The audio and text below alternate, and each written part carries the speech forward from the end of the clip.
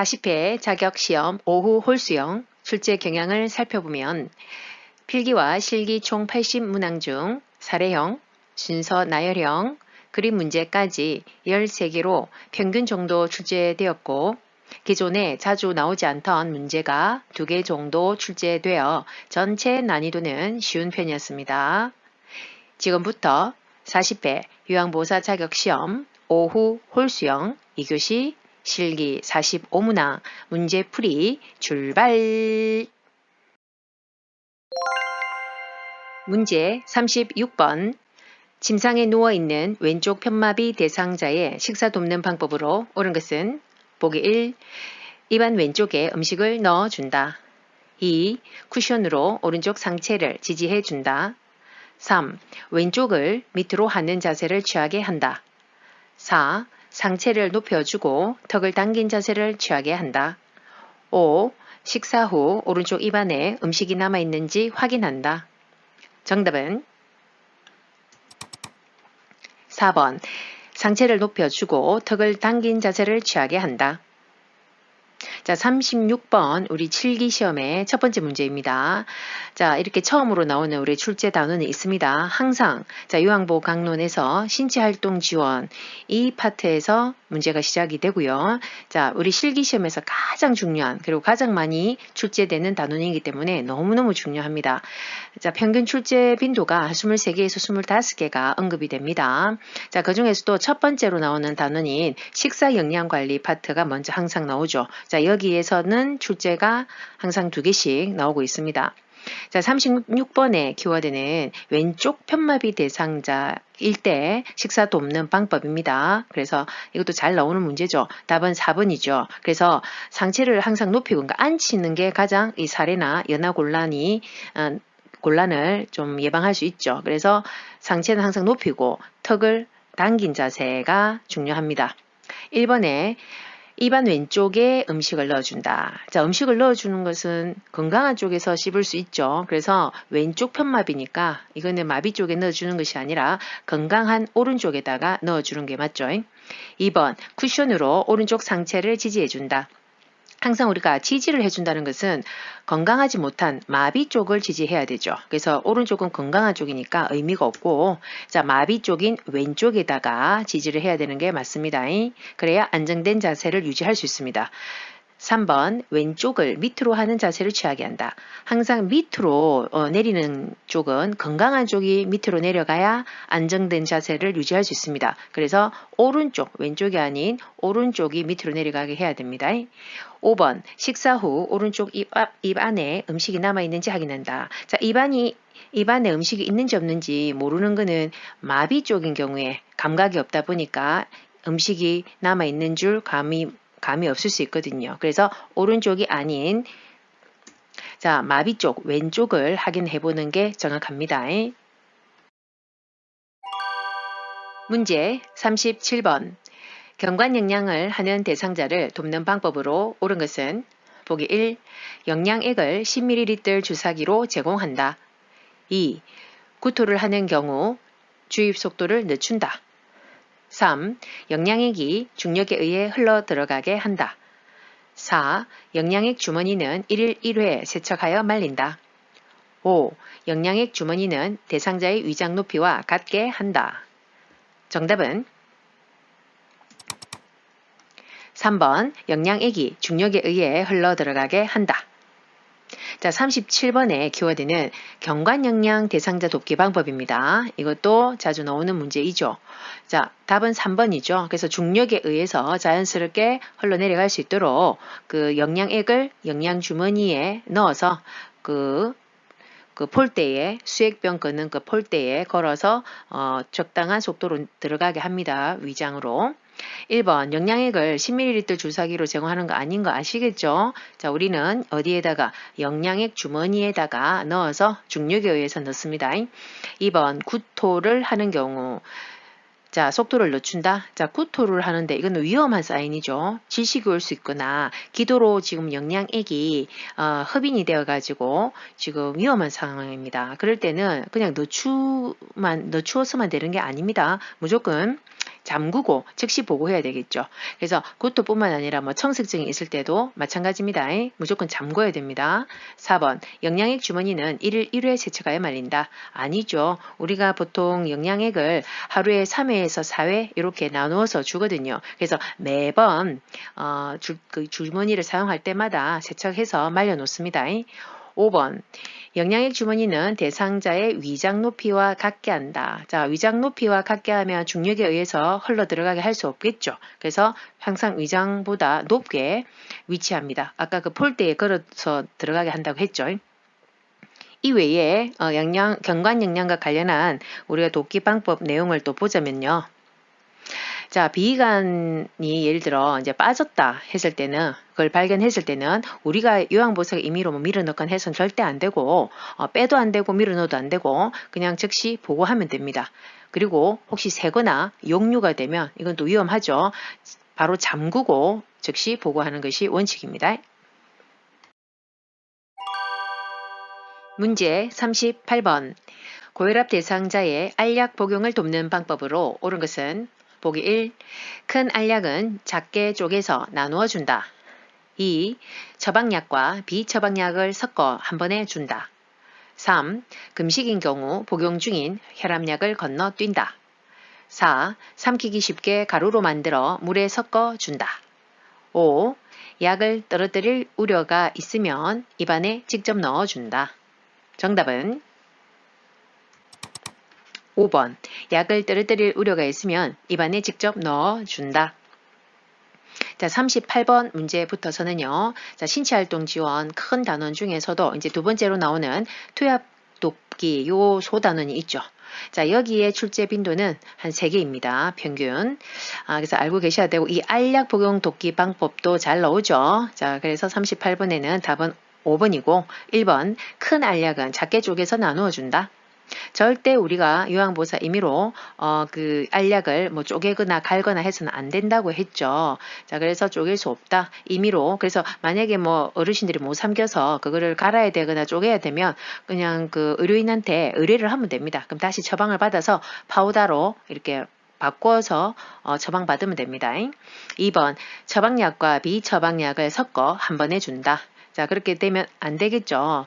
자, 처방약 외에는 섞어주지 않습니다. 그 이유는 약물과 약물이 이 약과 이 약이 같이 들어갔을 때 혹시나 약물에 중독이나 부작용이 올 수 있는 약들이 혹시나도 있거든요. 그래서 처방약들은 이미 그런 것들을 다 체크한 다음에 처방을 하는 거기 때문에 거기다가 임의로 비처방약을 임의로 집어넣었을 때 혹여나 부작용이 발생할 수 있다는 거죠. 그러니까 절대로 섞어서 안 된다 이 말이죠.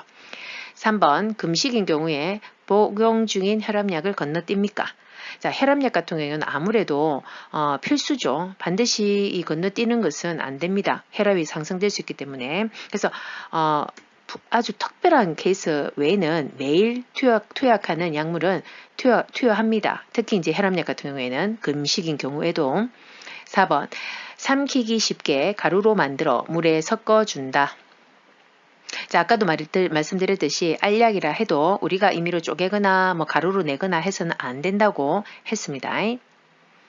자, 그 다음에 이 외에 또 추가적으로 내용을 한번 또 살펴보면 자, 충분한 물을 제공해야 되죠. 우리가 다른 걸로 뭐 주스나 뭐 다른 걸로 마시지 말라 이렇게 되어 있죠. 그래서 장 흡수를 가장 높이기 위해서는 충분한 물과 함께 제공하는 것이 원칙입니다. 그리고 알약의 양이 많을 때는 한꺼번에 다 못 삼키시니까 자, 두세 번 나누어서 투약한다 입니다. 문제 39번 대상자의 눈에 안연고를 투여하는 방법으로 옳은 것은 보기 1. 각막 위에 연고를 직접 짜서 넣어준다. 2. 튜브에서 처음 나온 연고는 꺼주로 닦아서 버린다. 3. 눈꺼풀 밖으로 나온 연고는 면봉으로 밀어서 넣어준다. 4. 투여 부위를 알코올솜으로 닦은 후 연고를 짜서 넣어준다. 5. 하부 결막낭의 바깥쪽에서 안쪽으로 연고를 짜서 넣어준다. 정답은 2번 튜브에서 처음 나온 연고는 꺼주로 닦아서 버린다. 자, 39번의 키워드는 안연고 투여 방법을 물어봅니다. 자, 이 또한 안약도 그렇고 안연고도 자주 나오는 유형입니다. 자, 2번이 답이죠. 그래서 바깥 처음에 그 연고 뚜껑을 열었을 때 혹여나 그 이물질에 의해서 오염될 수 있으니까 그거를 닦아버리고 짜 넣어주는 것이 제일 안전하죠. 1번 각막위에 연고를 직접 짜서 넣어줍니까? 자, 각막에다가 함부로 이렇게 또 물건을 직접 대는 것은 안 되죠. 거기에 상처가 날 수 있고 염증이 올 수 있기 때문에 안 되고 직접. 자, 우리 그 짜 넣는 위치가 있었다 그죠? 하부 결막낭 그 아래쪽 하부 결막낭 그 위에다가 안쪽에서 바깥쪽으로 2cm 정도 짜 넣어줍니다. 3번 눈꺼풀 밖으로 나온 연고는 면봉으로 다시 넣어주는 것은 절대로 해서는 안 됩니다. 바깥으로 일단 나왔다는 것은 이건 오염됐다고 봐야 됩니다. 그래서 다시 그것을 눈 안으로 넣어주면 이건 감염되는 거다 보면 되죠. 그래서 적신, 우리가 뭐 생리식염수라든지 멸균 증류수에다가 적신 멸균솜, 멸균 꺼즈로 갖고 깨끗하게 닦아주면 됩니다. 나온 거를. 그 다음에 4번, 투여 부위를 알코올솜으로 닦은 후 연고를 짜 넣어준다. 자, 연고를 짜 넣기 전에 혹시나 내 눈에 뭐 오염물이 있을 수 있죠. 또는 뭐 눈곱 같은 게 있을 수도 있고. 자, 그렇기 때문에 깨끗하게 닦아주는 건 좋은데 알코올이라고 하는 이런 독한 거를 눈에다 바로 이렇게 대주는 것이 아닙니다. 아까처럼 적신 멸균솜 있죠. 생리식염수나 이런데 적신 멸균솜을 가지고 닦아주면 되고요. 어디서? 항상 안쪽에서 바깥쪽으로 닦습니다. 알코올솜이 아닙니다. 5번 하부결막낭의 바깥쪽에서 안쪽이 아니라 안쪽에서 바깥쪽으로 ECM 짜 넣어줍니다. 추가적으로 보자면 우리가 안연고 같은 경우에는 용액이 아니기 때문에 투여한 다음에 하부결막낭에 짜 넣은 다음에 이거를 안구 전체에 안구를 움직여서 안구 전체에 흡수될 수 있도록 눈을 이렇게 움직여 주는 것이 좋습니다. 문제 40번 정맥 주사를 맞고 있는 왼쪽 편마비 대상자를 돕는 방법으로 옳은 것은 보기 1. 수액병은 대상자의 심장보다 낮게 위치하게 한다. 2. 주사 바늘이 제거된 부위는 알코올솜으로 문질러 준다. 3. 상의를 갈아입힐 때 왼쪽 팔 수액, 오른쪽 팔 순으로 입힌다. 4. 정맥 주사 부위가 붓고 수액 주입 속도가 느려지면 주사 바늘을 빼준다. 5.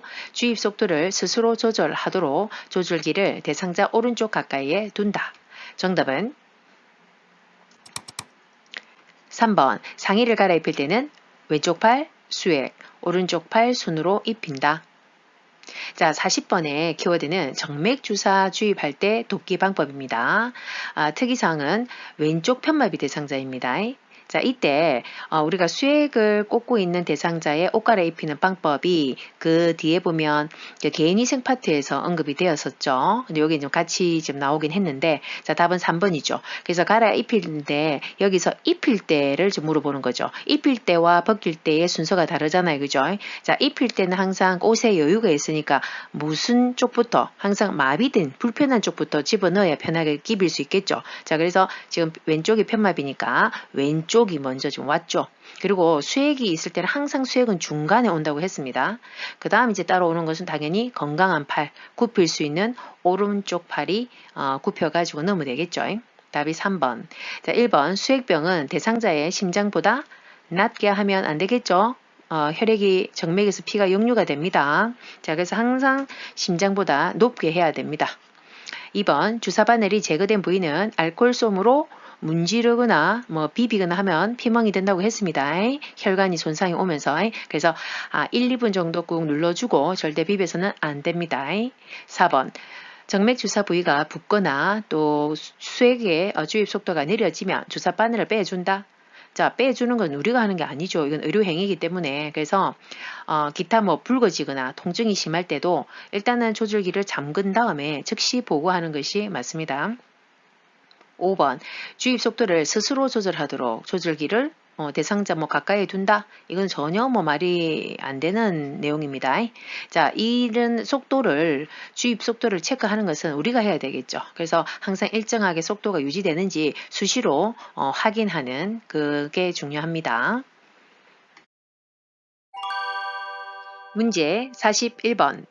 휠체어를 탄 오른쪽 편마비 대상자를 화장실 변기에 앉히는 방법으로 옳은 것은 보기 1.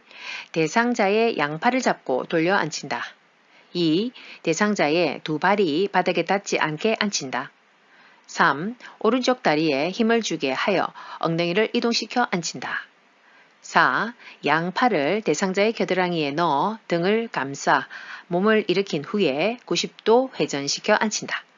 5. 대상자의 오른쪽 손으로 변기를 잡고 스스로 앉게 한다. 정답은 4번. 양팔을 대상자의 겨드랑이에 넣어 등을 감싸고 몸을 일으킨 후 90도 회전시켜 앉힌다. 자, 41번 문제부터서는요, 또 단원이 바뀌었습니다.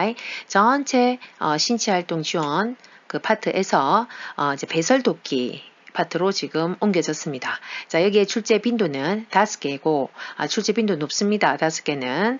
자, 그래서 이제 41번의 키워드는 휠체어에 있는 대상자를 편마비 대상자입니다. 오른쪽 편마비 대상자를 화장실 변기로 옮기는 요 방법입니다.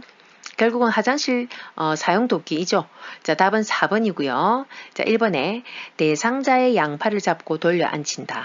자, 양팔을 잡으면 불안해서 안 됩니다. 또 편마비가 있으시니까. 그래서 우리가 지지해야 되는 부위는 무릎과 자, 편마비 무릎 쪽을 지지해주고 대상자의 그 요양보호의 무릎으로 그 다음에 손으로 허리 쪽을 지지해서 돌려 앉힙니다. 2번 대상자의 두 발이 바닥에 닿지 않게 한다. 절대로 발이 바닥에 닿지 않는 것은 해당 사항 없습니다. 불완전해서 넘어갈 수 있죠. 그래서 바닥에 닿아야 되는데 자 바닥에 닿기 전에 휠체어로 대상자를 모시고 와서 화장실 변기 쪽에 오면은 발 받침대를 먼저 접어가지고 그 다음에 접어 올리고 그 다음에 거기다 바닥에 발바닥을 지지할 수 있도록 해야 되죠.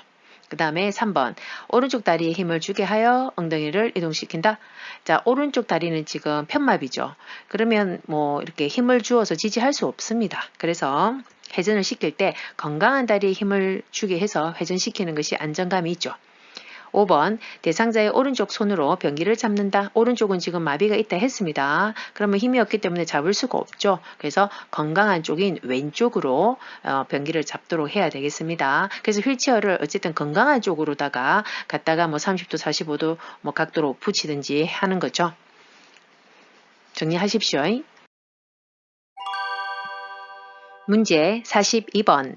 간이 변기를 사용하여 침상에서 배설하는 대상자를 돕는 방법으로 옳은 것은 보기 1. 대상자의 둔부 아래에 방수포를 깐다. 2. 조용한 환경에서 배설할 수 있게 한다. 3. 변기를 침대 난관과 30도에서 45도가 되게 한다. 4. 바지를 내린 후 허리 아래 부분을 가려준다. 5. 대상자가 협조할 수 있으면 옆으로 돌려 눕혀 변기를 떼어준다. 정답은 1번 대상자의 둔부 아래에 방수포를 깐다.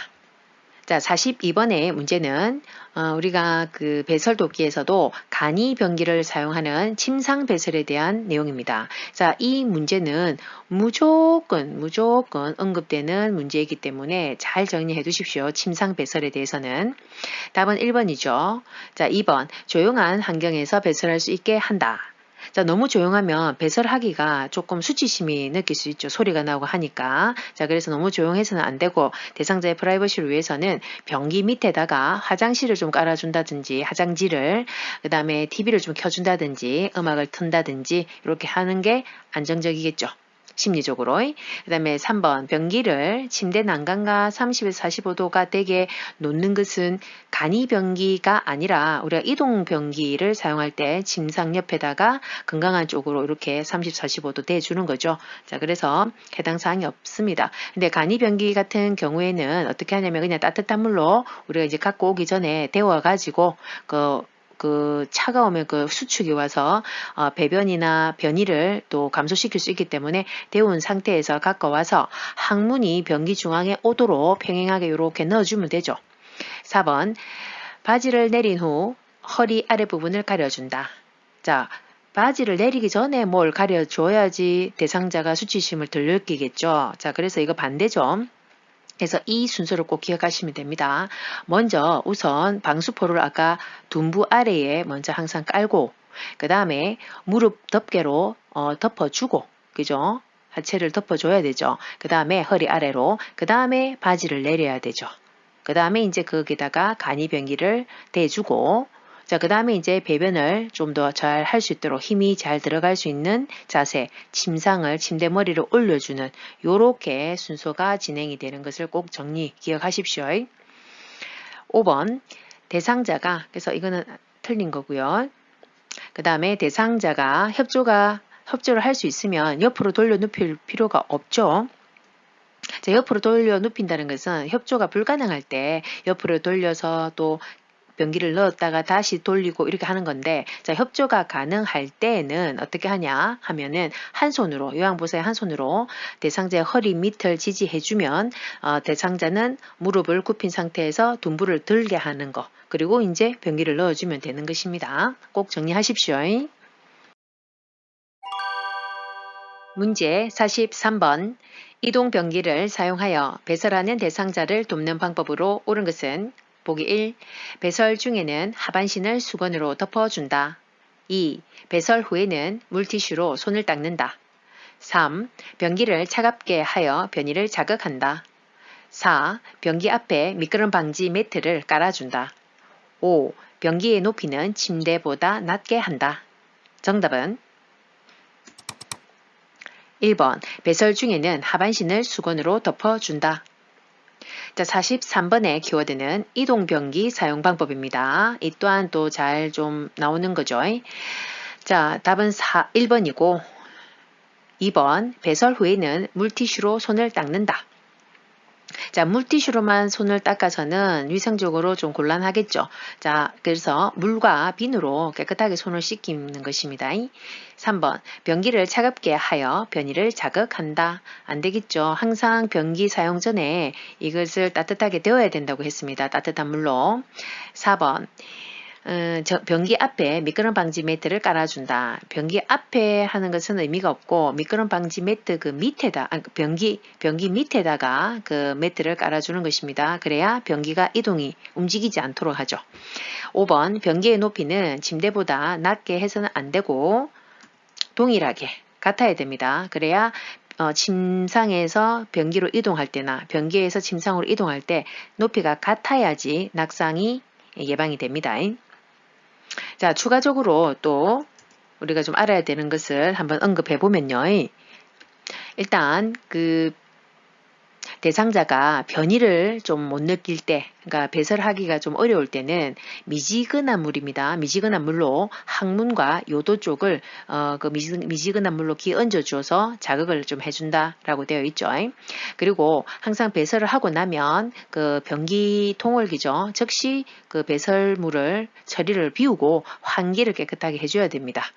그 다음에 두 발이 항상 바닥에 닿게 한 상태에서 침상에서 변기로 변기, 침상 이런 식으로 이동을 해야 되는 것입니다. 낙상 예방이 아주 중요한 거죠. 그 다음에 그 이동 변기를 건강한 쪽, 대상자의 건강한 쪽에 편마비인 경우에는요. 자, 30에서 45도 각도로 놓거나 아니면 침대 난간에 빈틈없이 딱 갖다 붙이거나 그렇게 건강한 쪽으로 대주는 거죠. 그리고 밖에서 기다리기를 원할 때는 밖에서 기다리고 홀출배를 이용해서 다 끝나면 이렇게 부를 수 있도록 그렇게 조치를 취하면 됩니다. 문제 44번 한쪽으로만 누워있는 대상자의 소변이 기저귀 밖으로 셀 때 대처 방법은 보기 1. 기저귀를 단단히 조여준다. 2. 기저귀 위와 아래를 바꾸어 채워준다. 3. 정해진 시간에 기저귀를 갈아준다. 4. 몸 한쪽에 베개를 대는 방식으로 체를 자주 바꾸어준다. 5. 소변이 새는 쪽 기저귀 안에 물티슈를 넣어준다. 정답은 4번 몸 한쪽에 베개를 대는 식으로 체위를 자주 바꾸어준다. 자, 44번은 저기 기저귀 사용 돕기 방법에서 지금 언급이 된 문제인데 잘 나오지 않던 좀 문제가 좀 생뚱맞게 좀 나와 있긴 합니다. 근데 여기서 지금 강조하고자 하는 내용은 자, 한쪽으로만 누워 있다 보니까 그쪽으로 이제 좀 기저귀가 잴 수 있다 이 개념이죠. 자, 그럴 때 가장 적절한 지금 답은 4번이다. 그죠? 그래서 한쪽에 베개를 좀 공과 주는 거죠. 대주면서 체위를 좀 바꿔줘서 그쪽으로 세지 않도록 너무 많이 체위가 안 기울어지도록 해주는 게 해줘야 된다 이 개념이거든요. 그래서 답은 4번이고 나머지는 다 뭐 해당 사항이 없죠. 자, 그래서 우리가 기저귀 사용 돕기에서 가장 우리가 제일 주의해야 되는 것은 다 아시겠지만 우리가 피부 손상과 그 습하고 그리고 암모니아에 의해서 피부가 참 많이 손상되기가 쉽습니다. 그래서 피부 손상과 더불어 욕창의 발생률이 높기 때문에 항상 우리가 배설 시간을 잘 맞춰서 자주자주 살피고 혹시 배설을 했는지 그 다음에 만약에 배설을 했다면 즉시 교환해 줘야 되는 거 있죠. 그래서 항상 깡실하게 이렇게 유지를 하는 거 있죠. 습하지 않게. 이게 굉장히 중요한 관리 방법이죠. 문제 45번. 유치 도뇨관을 삽입하고 있는 대상자에게 다음 같은 상황이 관찰될 때 보고해야 하는 경우는 보기 1. 연결관이 꺾여 있을 때 2. 소변이 도뇨관 밖으로 셀 때 3. 소변 주머니가 가득 차 있을 때 4. 소변 주머니를 들고 걸어 다닐 때 5. 소변 주머니에 배출구가 잠겨 있을 때 정답은 2번 소변이 도뇨관 밖으로 셀 때 45번의 키워드는 유치 도뇨관 사용 돕기 방법입니다. 자, 도뇨관을 사용할 때에 즉시 보고해야 되는 사항이 몇 가지가 있었죠. 자, 답은 2번입니다. 자, 당연히 도뇨관 밖으로 소변이 셀 때는 뭔가 그러니까 연결이 뭐 빠졌다 이렇게 볼 수도 있는 거죠. 그러면 문제이기 때문에 보고해야 되는 것이고 기타 뭐 소변 세개 이상이라든지 또는 탁하다든지 또는 소변량이 급격히 줄었다든지 자, 이럴 때는 즉시 보고가 이루어져야 됩니다. 자, 그 이유는 자, 우리가 유치도뇨관을 삽입하는 대상자의 가장 키포인트 핵심은 우리가 요로감염과 방광염을 반드시 그 합병증을 조심해야 된다고 했습니다.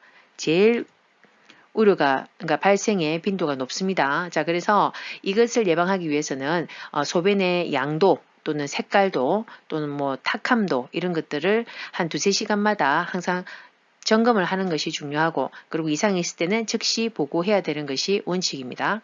그 다음에 소변 주머니는 항상 방광 위치보다 낮게 하는 것이 원칙입니다.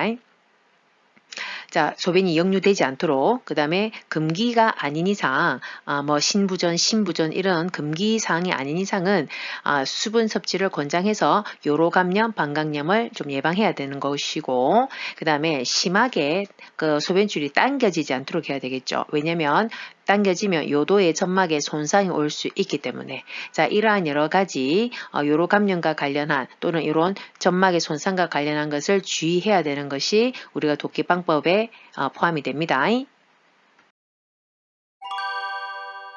문제 46번 대상자의 의치 관리 방법으로 옳은 것은 보기 1. 의치를 표백제에 담가 소독한다. 2. 의치를 뺄 때는 아래쪽부터 천천히 뺀다. 3. 윗니를 끼울 때는 손바닥으로 밀어서 끼운다. 4. 전체 의치는 위쪽과 아래쪽을 분리하여 보관한다. 5. 찬물이 담긴 용기에 의치를 넣어 뚜껑을 닫아 보관한다. 정답은 5번 찬물이 담긴 용기에 의치를 넣어 뚜껑을 닫아 보관한다. 자, 46번 문제의 키워드는 의치관리 방법입니다. 자, 이 문제는 우리 전체 신체활동 지원 파트에서도 네 번째 소단원인 개인활동 및 환경관리 이 단원으로 지금 전환이 됐습니다. 여기 또한도 출제 빈도가 높죠. 5개가 항상 언급이 되고 있습니다. 자, 그 중에서도 최근에 또 의치관리 부분이 요 내용이 또 자주 간간히 나오니까 정리해 두십시오. 답은 5번이고, 자, 찬물에 담그는 이유가 있었습니다. 자, 변형 방지를 위해 찬물에 담가서 보관한다라고 되어 있죠. 1번, 의치를 표백제에 담가 보관한다. 자, 포백제는 전혀 해당 사항이 없죠. 우리가 의치를 세척하는 방법은 칫솔에 의치 세정제를 묻혀가지고 자, 미온수로 이렇게 닦은 다음에 그 다음에 그 의치를 흐르는 미온수에 이제 헹구는 거죠. 2번 의치를 뺄 때는 아래쪽부터 천천히 뺀다. 자, 아래쪽이 아니라 위쪽부터 윗니부터 먼저 뺍니다. 그러면 끼울 때도 윗니부터 먼저 끼우고요. 둘 다 위쪽부터입니다. 3번 윗니를 끼울 때는 손바닥으로 밀면서 끼운다가 아니죠. 이렇게 막 무리하게 막 끼우면 안 되죠. 저 입안에 상처가 날 수 있기 때문에 엄지와 검지로 잡아서 한 번에 이렇게 밀어 넣는 게 맞습니다. 4번 전체 의치는 위쪽과 아래쪽을 분리하여 보관한다. 분리해서 보관하지 않고 그 위아래를 딱 맞춰가지고 그 뚜껑이 있는 그 용기에다가 찬물에 넣어서 보관하는 것이 맞습니다. 문제 47번 침상에 누워있는 대상자의 머리를 감기는 방법으로 옳은 것은 보기 1. 눈과 귀에 수건을 올려 덮는다. 2. 머리를 침대 모서리에 오게 한다. 3. 한쪽 귀를 기마귀 솜으로 막는다. 4. 방수포를 머리 밑에서 목까지 깐다. 5. 수건으로 가슴부터 허리까지 감싼다. 정답은 2번 머리를 침대 모서리에 오게 한다. 자, 47번의 키워드는 침상에서의 머리 감기기 방법입니다. 답은 2번이고 1번 눈과 귀에 수건을 올려 덮는다. 자, 눈은 덮어야 되지만 귀는 해당 사항이 없겠죠. 자, 3번 한쪽 귀를 기마귀 솜으로 막는다. 자, 귀에는 솜으로 막죠. 근데 한쪽이 아니라 양쪽 귀를 막는 거죠. 물이 들어가지 않도록. 4번 방수포를 머리 밑에서 목까지만 깔면은 밑에 침상이 다 젖겠죠. 자, 그래서 방수포를 머리에서부터 시작해서 어깨 밑에까지 깔아서 안전하게 다 넓게 까는 겁니다. 5번 수건으로 가슴부터 허리까지 감싼다. 자, 허리까지는 해당 사항이 없고, 자, 수건을 어깨 아래쪽에 수건을 깔아서 놓은 다음에 그 어깨 아래에서 위로, 그 가슴 쪽 위로, 흉부 쪽으로 이렇게 감싸서 덮어주는 것이 맞습니다. 문제 48번 대상자의 발이 청결하도록 돕는 방법으로 옳은 것은 보기 1. 허벅지에서 발끝 쪽으로 씻긴다. 2. 따뜻한 물에 발을 담근 후 이물질을 제거한다. 3. 각질이 생기지 않도록 피부를 건조하게 한다. 4. 발톱 주위에 염증이 있으면 소독 후에 씻긴다. 5. 발톱이 살 안쪽으로 파고 들어가지 않게 둥글게 자른다. 정답은 2번 따뜻한 물에 발을 담근 후 이물질을 제거한다. 자, 48번의 키워드는 자, 손발 우리 청결 돕기 방법이 나오죠. 그래서 여기서는 이제 발을 위주로 지금 언급이 되어 있습니다. 자, 답은 2번이죠. 따뜻한 물로 이제 좀 담근 다음에 하는데, 자, 얼마나? 한 10분에서 한 15분 정도 따뜻한 물에 담궈서 혈액순환을 용이하게 하는 것입니다.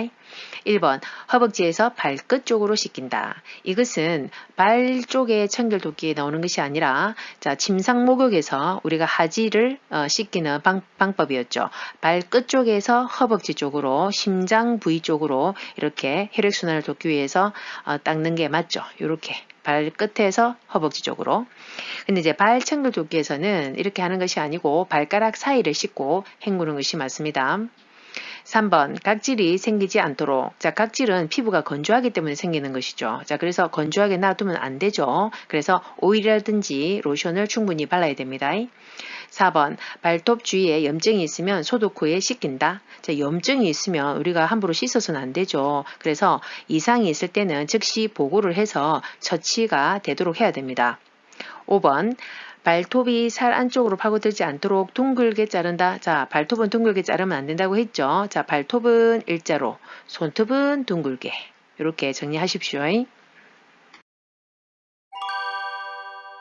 문제 49번 침상에 누워있는 대상자의 세수를 돕는 방법으로 옳은 것은 보기 1. 코 안은 알코올 솜으로 닦는다. 2. 눈은 눈곱이 있는 쪽부터 닦는다. 3. 눈의 바깥쪽에서 안쪽으로 닦는다. 4. 면봉으로 귀 입구의 귀지를 닦는다. 5. 얼굴은 이마, 목, 눈, 뺨, 코 순으로 닦는다. 정답은 4번 면봉으로 귀 입구의 귀지를 닦는다. 자, 49번의 키워드는 세수도끼 방법입니다. 자, 답은 4번이죠. 그래서 귀 입구 쪽의 귀지만 이물만 닦는 거지 귀 깊숙이는 닦으면 안 된다고 했습니다. 자, 1번 코안은 알콜솜으로 닦는다. 자, 알콜솜으로 이렇게 자극되는 것을 코안으로 닦는 것은 아니죠. 자, 따뜻한 물에 적신 수건으로 닦으면 됩니다. 자, 그리고 코 같은 경우에는 바깥으로 삐져나온 코털은 또 살짝 깎아주는 거죠. 2번 눈은 눈곱이 있는 쪽부터 닦습니까? 아닙니다. 눈곱이 없는 조금은 더 깨끗한 쪽부터 닦는 게 맞습니다. 그 다음에 눈의 바깥쪽에서 안쪽으로 닦는 것이 아니겠죠. 반대로 안쪽에서 항상 바깥쪽으로 닦습니다. 5번 얼굴에 우리 이제 세수도 없는 그 순서가 있었습니다. 자, 이것은 틀렸고, 자, 밑에 보시면 자, 눈 상상을 하시면서 얼굴에 그리듯이 자, 따라오세요. 눈, 그 다음에 코, 그 다음에 옆으로 뺨, 그 다음에 입 주위, 위로 올라가서 이마, 그 다음에 뒤로, 자, 귀 뒷면 쪽으로 쭉 내려와서, 그 다음에 귀 바퀴까지, 그리고 밑으로 목, 요렇게 순서입니다. 정리하십시오. 문제 50번. 여성 대상자를 침상에서 목욕시키는 방법으로 옳은 것은 보기 1. 어깨에서 손목 쪽으로 닦는다. 2. 유방은 위에서 아래로 닦는다. 3. 복부는 배꼽을 중심으로 시계 반대 방향으로 닦는다. 4. 회음부는 요도, 질, 항문 순으로 닦는다. 5. 옆으로 눕혀 둔부에서 목 뒤쪽으로 닦는다. 정답은 4번 회음부는 요도, 질, 항문 순으로 닦는다. 자, 50번의 키워드는 침상 목욕 방법입니다. 자, 답은 4번이죠. 우리가 요로 감염을 예방하기 위해서는 항상 회음부 청결 돕기에서는 요도 앞쪽에서 뒤쪽으로 닦는 것이 맞습니다. 대장균에 의한 요도 감염 또는 질염을 예방하기 위한 것입니다. 1번 어깨에서 손목 쪽으로 닦는다가 아니죠. 항상 우리는 말초에서 심장 부위로, 그러니까 중심, 센터 쪽으로 닦는 것이 원칙입니다. 혈액순환을 돕기 위해서. 그래서 손목에서 팔 쪽으로 닦는 것이 맞습니다. 2번 유방 같은 경우에는 위에서 아래로 전혀 해당 사항 없죠. 유방은 원을 그리듯이 닦으면 됩니다. 3번 복부는 배꼽을 중심으로 까지는 맞는데 시계 반대가 아니라 시계 방향으로 닦는 거죠. 자, 그래야 장 운동과 배변을 더 자극을 한다 보면 됩니다. 자, 시계 방향으로 닦는 이유는 너무나 잘 아시죠, 이제. 그죠? 우리가 이 대장이 이렇게 시계 방향으로 이렇게 진행이 된다. 그죠? S사 이렇게 충수돌기가 있고 이렇게 대장이 된다면 디귿자로 이렇게 되어 있죠. 그래서 이렇게 배변이 빠져나갈 수 있는 방향, 시계 방향으로 이렇게 돌려줘야지 장 운동이 자극이 되고 배변 활동이 원활해지겠죠. 5번 옆으로 눕혀 둔부에서 목 쪽이 아니라 반대로 목 뒤쪽에서 위에서 아래로 목에서 둔부 쪽으로 닦는다. 자, 거기만 닦는 것이 아니라 둔부 사이에 그 피부가 이렇게 붙어 있는 부분 있죠.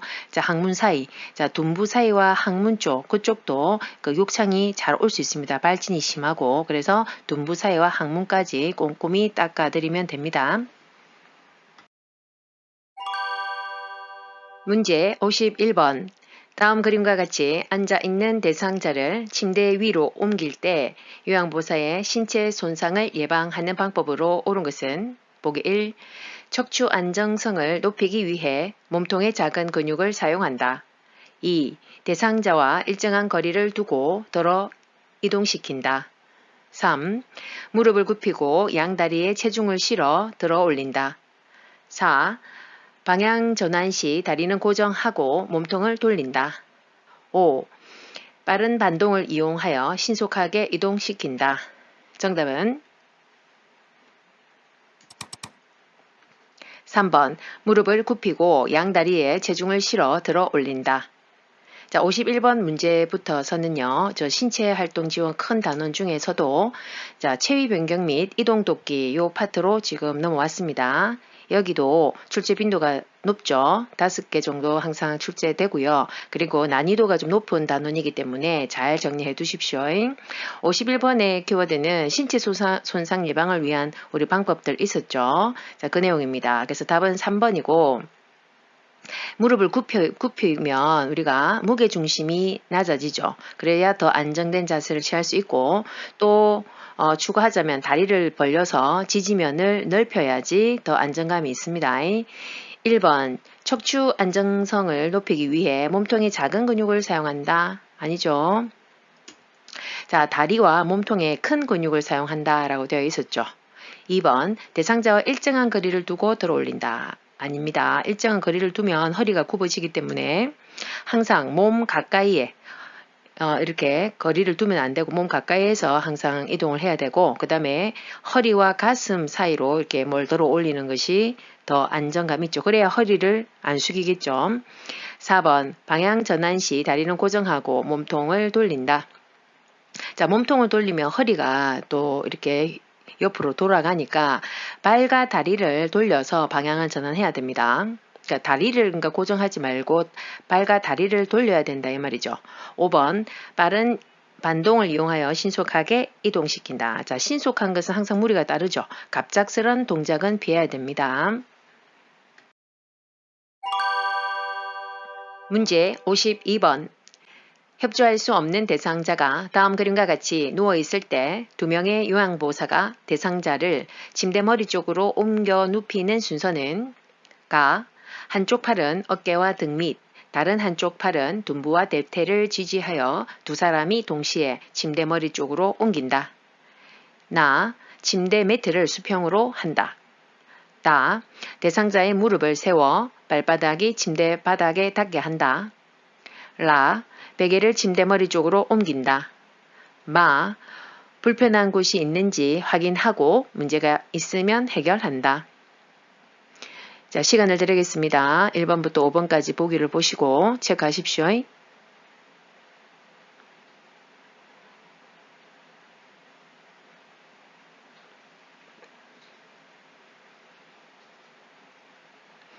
정답은 네, 3번 나라다가마입니다. 자, 52번의 키워드는 우리 침대 머리 쪽으로 옮기는 방법이 있었습니다. 자, 그 중에서도 대상자가 협조가 가능할 때의 방법과 또 협조할 수 없는 대상자의 그 경우가 좀 두 가지가 있었죠. 그래서 일단은 이 경우에는 협조가 가능하지 않기 때문에 두 명의 요양보호사가 옮겨야 되는 것이 맞죠. 그래서 이 문제는 난이도는 좀 쉬운 편이죠. 다른 또 침상 위에서 옮기는 요 방법보다는. 자, 나부터. 자, 첫 번째는 나입니다. 자, 침대 매트를 일단 수평으로 해야지 올리는데 무리가 없겠죠. 쉽게 올릴 수 있겠죠. 그래서 수평으로 한다. 첫 번째가 맞고 그 다음에 라. 자, 베개를 침대 머리 쪽으로 옮겨놔야 되겠죠. 머리맡에. 그 다음에 다. 세 번째. 자, 대상자의 무릎을 이제 무릎 세우고 발바닥이 바닥에 닿도록 한다. 맞죠? 그 다음에 가. 네 번째. 자, 한쪽 팔은 양쪽에서 두 명의 요양보호사가 둘 다 한쪽 팔은 어깨와 등 밑으로 이렇게 지지해주고 한쪽 팔은 둔부와 그 대퇴, 둔부 아래쪽 그 대퇴 쪽 이렇게 지지해서 동시에 하나 둘 셋 으쌰 올려야 되죠. 그 다음에 마지막 불편한 곳이 있는지 확인하고 체크해 주는 것이 맞습니다. 문제 53번 휠체어에 타고 있는 오른쪽 편마비 대상자를 침대로 옮기는 순서는 가. 휠체어의 잠금 장치를 잠그고 발 받침대를 올린다. 나. 휠체어의 왼쪽을 침대와 평행하게 놓는다. 다.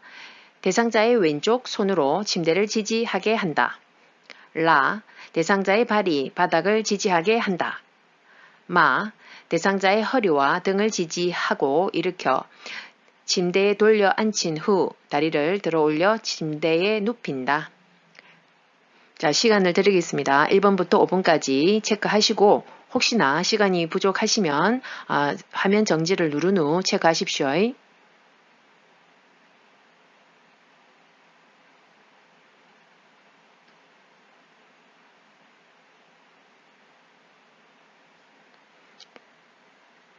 정답은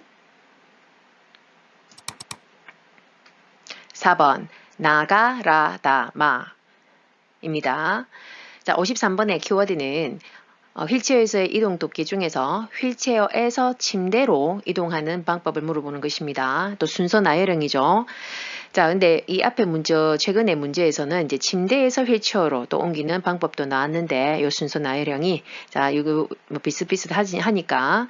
자, 일단, 순서가, 나가 첫 번째입니다. 자, 휠체어의 왼쪽을 침대와 평행하게 놓는다. 맞죠? 그래서 우리가 지금 오른쪽 편마비이기 때문에 항상 우리는 어느 쪽?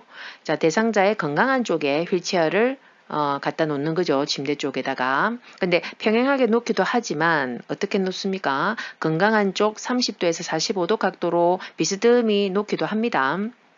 그 다음에 두 번째 가. 자, 휠체어의 잠금 장치 중요하죠. 딱 잠그고 발 받침대를 이제 올려야 되죠. 항상 이게 준비가 돼야 됩니다. 이렇게 발 받침대도 올린다. 자, 그 다음에 세 번째. 대상자의 발이 바닥에 지지하게 하죠. 그래야 안정감 있게 옮길 수 있다 했습니다. 자, 그 다음에 네 번째, 대상자의 왼쪽 손으로, 지금 오른쪽이 편마비니까 당연히 건강한 쪽, 왼쪽 손으로 침대를 지지하게 한다. 맞죠? 거기서 좀 더 추가하자면, 자, 요양보호사는 이제 요양보호사의 무릎으로 대상자의 마비 측 무릎을 이제 지지해서 이렇게 일으켜 세우는 거죠. 그죠? 요거까지 추가하시면 되고, 그 다음에 마지막, 자, 대상자의 이제 손은 대상자의 허리와 등을 지지하고 일으켜 침대 쪽으로 돌려 앉힌 후에 다리를 들어 올려준다. 뭐 이런 내용입니다.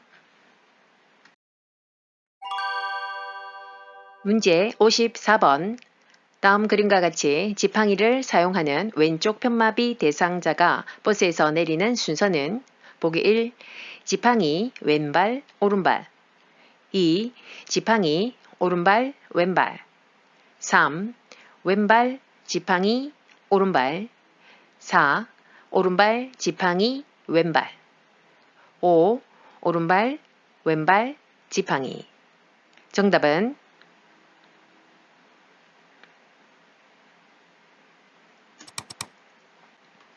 1번 지팡이 왼발 오른발.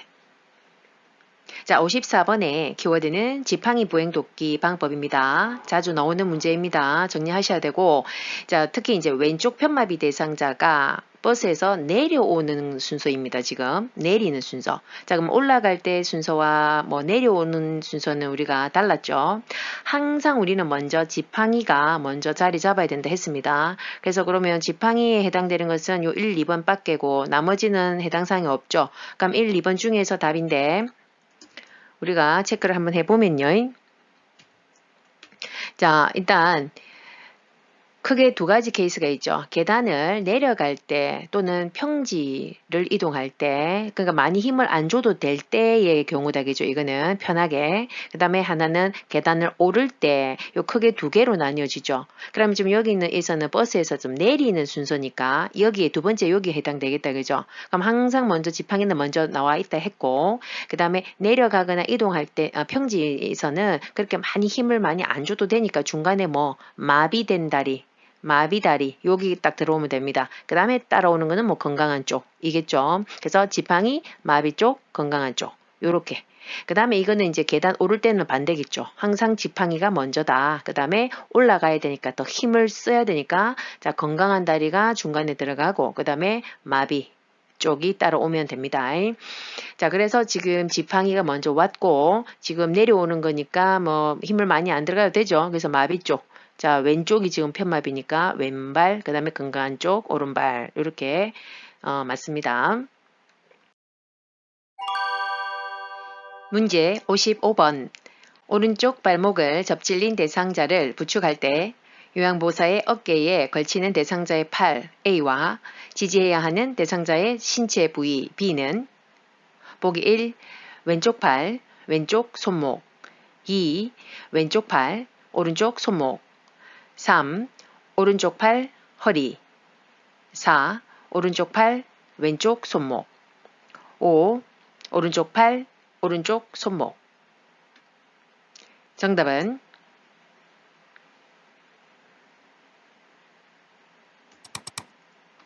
1번 왼쪽 팔, 왼쪽 손목. 자, 55번 문제는 이송도끼에서 우리가 부축하는 1인 부축하는 방법을 물어보는 것입니다. 자, 그래서 이 지금 내용에 오른쪽 발목을 접질렀습니다. 그러니까 이제 불편한 쪽은 다친 쪽은 오른쪽이고 그러면 건강한 쪽은 지금 일단 왼쪽입니다. 자, 여기서 우리가 참고할 것은 교재에 나와 있는 내용을 보면 일단 우리는 대상자의 건강한 쪽에 선다 했습니다. 그러면 오른쪽을 지금 접질렀기 때문에 우리는 대상자의 왼쪽에 서서 왼쪽에 그 다음에 건강한 팔 그러니까 왼쪽 팔을 요양보호사의 어깨에 걸치고 그 다음에 그 건강한 팔에 그 어깨에 팔을 올린 건강한 팔 그러니까 왼쪽 팔에 손목을 잡고 이제 이송한다 입니다. 그래서 왼쪽 팔이고 왼쪽 손목 이렇게 보시면 됩니다. 문제 56번 노인장기 요양보험 복지용구급여로 구입할 수 있는 품목은 자 1번에서 5번까지 그림이 있습니다. 정답은 네 5번입니다. 자, 56번은 이제 또 단원이 바뀌었죠. 자, 복지용구 파트입니다. 여기에 출제 빈도는 한두 개씩 꼭 언급이 됩니다. 주로 이제 하나인데 가끔 이제 두 개씩도 나오죠. 자, 그래서 이제 56번의 이 내용 보면 구입 품목이 있죠. 복지용구 중에. 그 다음에 대여 품목이 크게 두 개로 나뉘어지죠. 자, 그래서 여기서는 구입 품목을 물어보는 것인데 답은 5번입니다. 간이병기라고 하죠, 우리가. 자, 그러면 나머지 1번에서 4번은 무엇인지 자, 한번 그 교재에 나와 있는 표가 있죠. 자, 기본적인 겁니다. 이런 알아두셔야 되죠. 대여 품목이 있고 구입 품목이 있다. 자, 그러면 우리 지금 5번에 나와 있는 이것은 간이병기 요걸 말을 하는 거죠. 자, 그래서 주로 구입 품목은 사이즈가 작고 또 가격이 좀 또 저렴한 그런 이제 애들이 구입 품목에 해당이 되고요. 그다음에 이제 대여 품목은 아무래도 좀 덩치가 크고 크기가 그다음에 가격이 조금 구입 품목 대비는 좀 더 비싼 자 그런 품목들이 보통 대여 품목에 해당이 됩니다. 자 그런데 이제 욕창 예방 매트리스는 요 두 개 다에 공동으로 해당이 됩니다. 자 대여 품목에 보면 우리 지금 요 보기에 나왔던 수동 휠체어도 있고 그 다음에 여기 있는 1번에 나와 있는 전동 침대도 해당되고 뭐 수동 침대도 다 해당됩니다. 그 다음에 목욕 리프트 나왔었죠. 아까 그림에 그 다음에 배외 감지기 뭐 이동 욕조 이런 거 다 해당이 되고요. 그 다음에 구입 품목에는 이동 변기 목욕 의자 뭐 보행기 있었죠. 그죠? 우리 걸을 때 짚고 가는 보행기, 뭐 미끄럼 방지 용품들 매트 다 해당이 되고요. 지팡이 이런 거 자세 변환 용구 쿠션 있었죠. 이런 것들이 다 해당이 됩니다. 이 정도는 기본적인 거니까 알아두셔야 됩니다. 문제 57번 대상자의 배설을 도울 때 비뇨기계 감염이 발생할 우려가 있는 상황은 보기 1. 평소에 수분을 충분히 섭취하게 한다. 2. 항문을 닦을 때에 앞에서 뒤로 닦아준다. 3. 소변 주머니를 방광보다 낮은 위치에 둔다. 4. 배설물을 처리할 때 전과 후에 각각 손을 씻는다. 5. 소변이 자주 마려워도 하루에 3번 규칙적으로 보게 한다. 정답은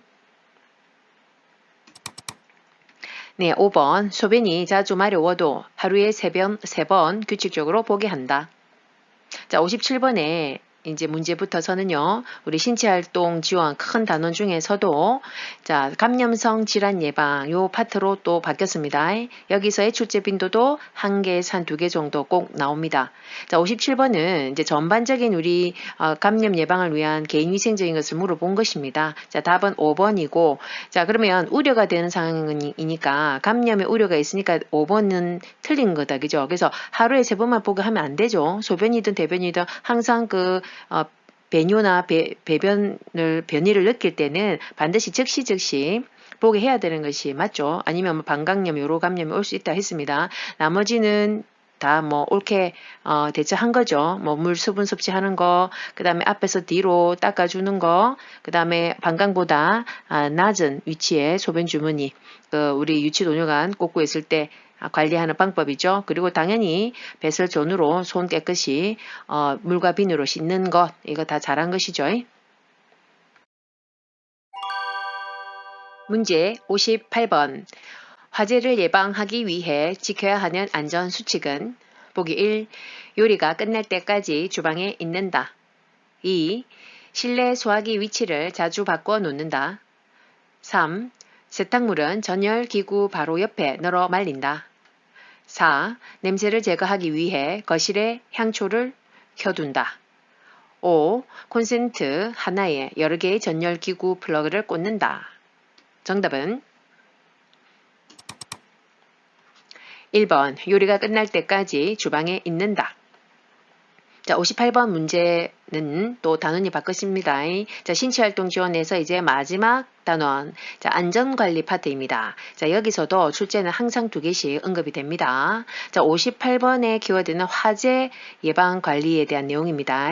그래서 답은 1번이 맞죠. 자, 우리가 주방에서 요리할 때는 특히 이제 화재에 불이 날 수 있으니까 특히 이제 기름이나 우리 식용유 이런 걸 사용할 때는 더 이제 조심해야 되겠죠. 2번 실내 소화기를 위치를 자주 바꾸어 놓는다. 그럼 만약에 화재가 발생했을 때 이 위치가 어디 있는지 몰라서 당황할 수 있습니다. 그래서 절대 자주 바꾸면 안 되겠죠. 항상 그래 비치 장소라든지 사용법을 미리미리 체크해 둬야 되는 게 맞습니다. 3번 세탁물은 전열기구 바로 옆에 널어 말린다. 자, 옆에 바로 널어 말리면 또 화재가 날 수 있겠죠. 그래서 전열기구, 뭐 난로 같은 거 이런 거 그 근처에는 어떤 물건이라든지 또 세탁물 같은 것을 두면 안 된다가 원칙입니다. 4번 냄새를 제거하기 위해 거실에 향초를 켜둔다. 켜두면 안 되는 거 아시겠죠? 자, 성냥이나 라이터 등 노인이나 어린이 손에 닿지 않게 보관하는 게 맞습니다. 5번 콘센트 하나에 여러 개를 플러그를 꼽으면 안 되는 것 아시겠죠? 문제 59번. 전기 코드를 빼던 대상자가 전기 코드를 집은 채 감전으로 쓰러졌을 때 대처 방법은 보기 1. 침대로 옮긴다. 2. 전류를 차단한다. 3. 팔다리를 주물러준다. 4. 손에 화상이 있는지 만져본다. 5. 어깨를 두드려 의식 상태를 확인한다. 정답은 2번 전류를 차단한다. 자, 59번의 키워드는 우리 전기 사고인 거죠그죠? 이제 코드를 빼다가 감전된 경우를 말을 합니다. 자, 이때는 우리 원칙이 있습니다. 자, 전기 쇼크가 왔을 때는 절대로 전류 차단을 할 때까지는 그 대상자한테 다른 사람이 직접 닿지 않도록 해야 되는 게 원칙입니다.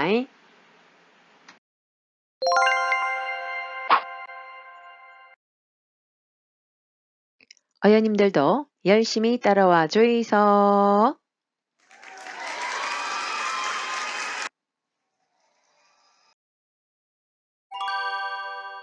문제 60번.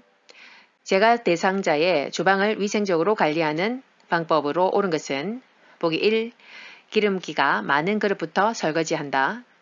2. 씻은 식기는 젖은 행주로 물기를 닦는다. 3.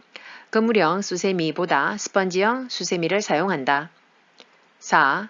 냄새나는 싱크대 배수구에는 소다와 식초를 붓는다. 5. 유리 그릇은 뜨거운 상태에서 찬물에 담가 열을 식힌다. 정답은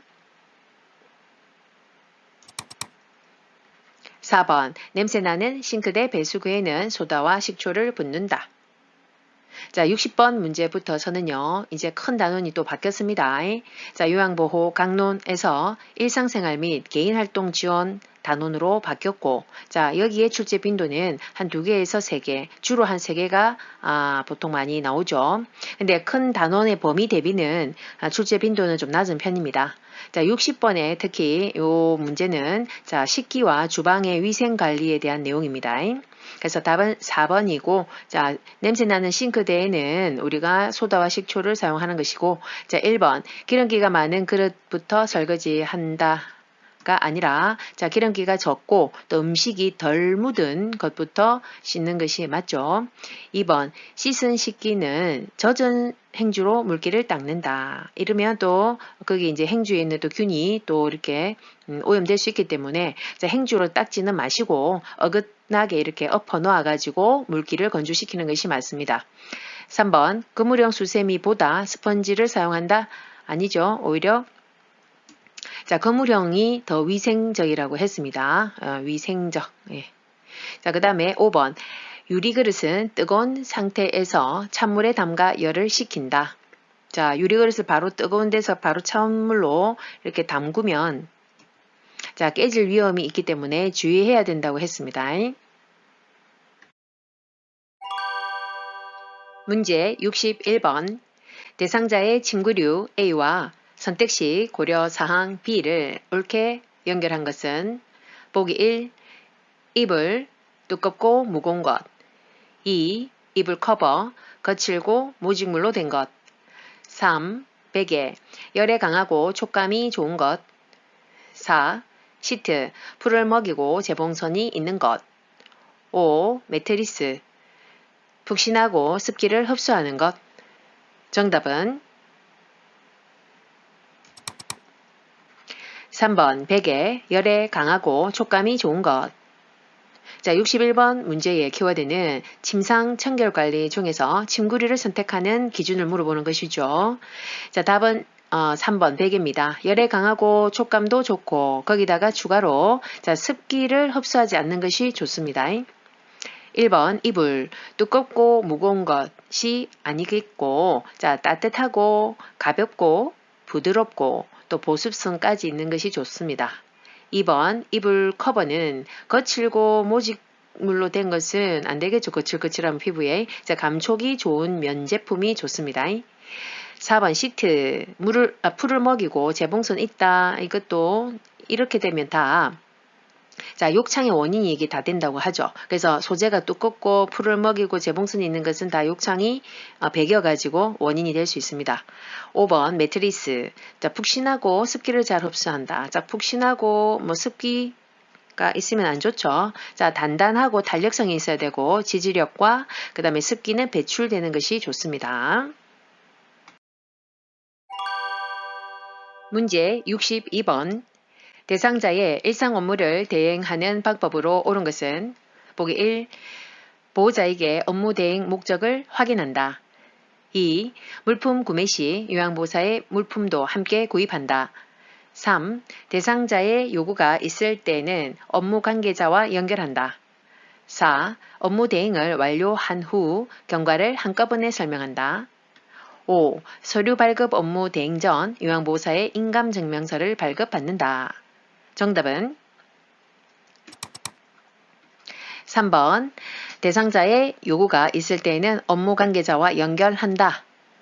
자, 62번의 키워드는 우리 개인활동 지원 서비스 내용입니다. 그 중에서도 일상 업무 대행이 있고 뭐 외출 시 동행 요런 그 서비스가 있죠. 그래서 항상 이 대행 아니면 동행 요 이 둘 중에 한 가지는 꼭 지금 언급은 됩니다. 출제가 되니까 체크하셔야 되고 그러면 이제 이번에는 이제 일상 업무 대행이죠. 자, 그럴 때에 대행 전과 대행 중 대행 후에 우리가 요양보호사가 해야 하는 일들이 쭉 구분이 되어 있죠, 교재에. 그래서 답은 3번이고, 자, 대행 중에 그럼 이거는 해야 하는 일이죠. 혹시나 이제 업무 관계자와 연결을 해야 될 때는 뭐 전화를 바꿔준다든지 이렇게 연결을 하게 하는 것이 맞죠. 자, 1번에 보시면 보호자에게 업무 대행 목적을 확인한다. 보호자에게 하는 것이 아니라 대상자의 업무를 대행하는 것이기 때문에 그건 뭐 대상자에게 업무의 어떤 대행의 목적을 확인하는 것이 맞죠. 자, 이것은 언제 해야 되냐면 목적을 확인하는 것은 대행 전에 해야 할 일 중에 하나입니다. 그래서 대상자에게 하는 것이고 확인하는 것이고 그 다음에 준비해야 하는 어떤 정보라든지 어떤 자료가 있으면 준비해야 되고 그리고 경비까지도 점검을 해서 준비해야 됩니다. 그 다음에 2번 대행 전의 내용 다시 5번을 보십시오. 서류 발급 업무 대행 전 요양보호사의 인감증명서를 발급받는다. 자, 이것도 이제 대행 전에 하는 일인데 서류를 발급받는데 요양보호사의 인감증명서가 필요할 리가 없습니다. 이거는 해당 사항이 없죠. 자, 대행 전에 우리가 아까도 얘기했지만 정보, 자료, 경비를 점검해서 준비하는 것이 맞죠. 2번 물품 구매 시 요양보호사의 물품도 함께 구입한다. 자, 이렇게 하면 안 된다는 거 나와 있습니다. 이거는 대행 중에 우리가 해야 할 일이죠. 사적 업무는 병행하지 않는 것이 원칙입니다. 4번 업무 대행을 완료한 후 경과를 한꺼번에 설명한다. 자, 한꺼번에 설명하는 것이 아닙니다. 자, 이거는 대행 중에 수시로 업무 대행을 하고 있는 내용을 상황을 확인시켜서 줌으로써 신뢰감을 형성하는 것이 맞습니다. 문제 63번 치매 대상자가 다음 같은 행동을 할 때 대처 방법은 첫째, 구석진 곳을 찾아다닌다. 둘째, 서성이면서 안절부절 못한다. 셋째, 사람들 앞에서 바지를 벗으려고 한다. 보기 1. 옷을 갈아입힌다. 2. 기저귀를 채워준다. 3. 화장실로 데리고 간다. 4. 퍼즐놀이를 같이 한다. 5. 좋아하는 간식을 제공한다. 정답은 3번 화장실로 데리고 간다. 자, 63번 문제부터서는요. 아주 또 중요한 단원으로 바뀌었습니다. 자, 요양보호 강론에서 치매 요양보호 파트입니다. 자, 여기도 실기 문제에서는 아주 중요한 빈도 높은 곳이죠. 평균 출제 빈도가 10개입니다. 잘 정리하시고 자, 63번은 특히 치매 대상자의 배설 돕기 방법이 언급이 되었습니다. 특히나 일반 대상자가 아닌 치매 대상자들은 언어 능력의 저하로 배설을 하고 싶어도 그거를 표현하지 못하고 또는 실행증 아시죠? 그러니까 행동을 어떤 변이가 있는데 화장실을 가야 되는데 그 가는 그 자체를 까먹어 잊어버리는 거죠. 못하는 거죠. 자, 그러다 보니 이러한 일단 비언어적인 화장실 가고 싶어 하는 그 비언어적인 이 신호들을 요양보호사가 잘 캐치를 해야 됩니다. 자, 알고 계셔야 되죠. 자, 그래서 답이 3번입니다.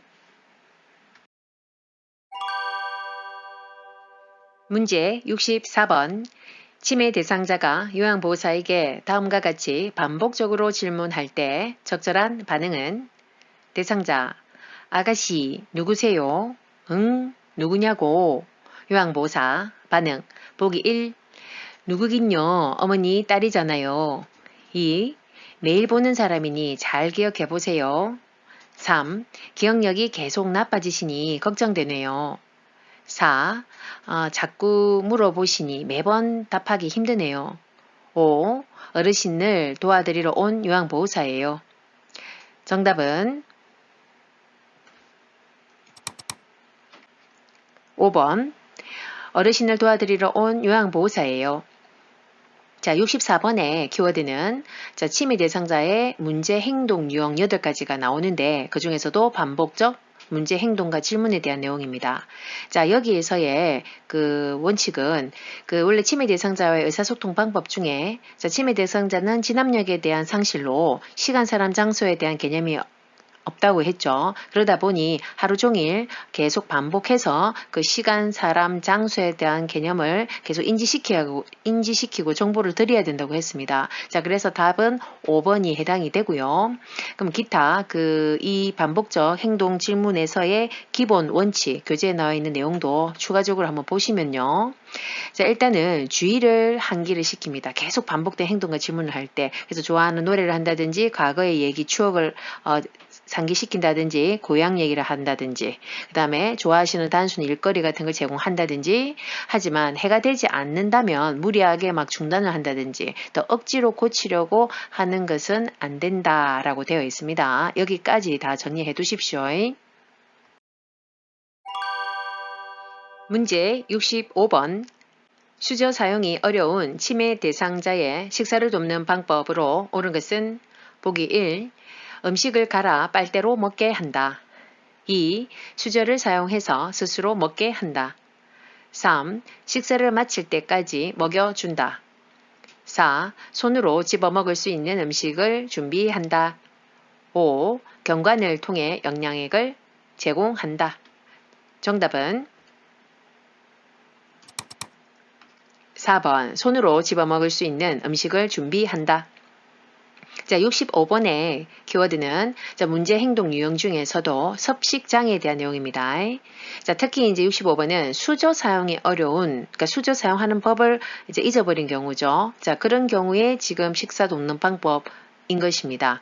자, 우리 섭식장애에는 여러 가지 증상들이 있죠. 뭐 이렇게 너무 많이 드셨는데도 또 달라고 하는 거. 자, 드신 것을 까먹고, 그 다음에 또 어떨 때는 아예 고기를 끊어버려. 안 드시려고 하는 경우도 있고, 또는 먹지 말아야 되는 어떤 이물을 먹으려고 하는 거, 입으로 가져가는 거, 그런 것들도 있고, 그러니까 다양한데, 자, 이번에는 이제 수저 사용이 어렵답니다. 자, 그래서 그럴 때는, 손으로, 집어 먹을 수 있는, 그나마 좀 더 편안하게 드실 수 있는 음식을 준비하되, 식사하는 방법을 좀 자세히 가르쳐 드리는 거죠. 조금씩 뭐 수저 방법도 숟가락이라도 이렇게 떠먹는 방법을 알려드린다든지 하여튼 등등 또 가르쳐 드리면서 또 일단 또 드셔야 되니까 손으로 집어먹는 방법이 또 활용이 돼야 되겠죠.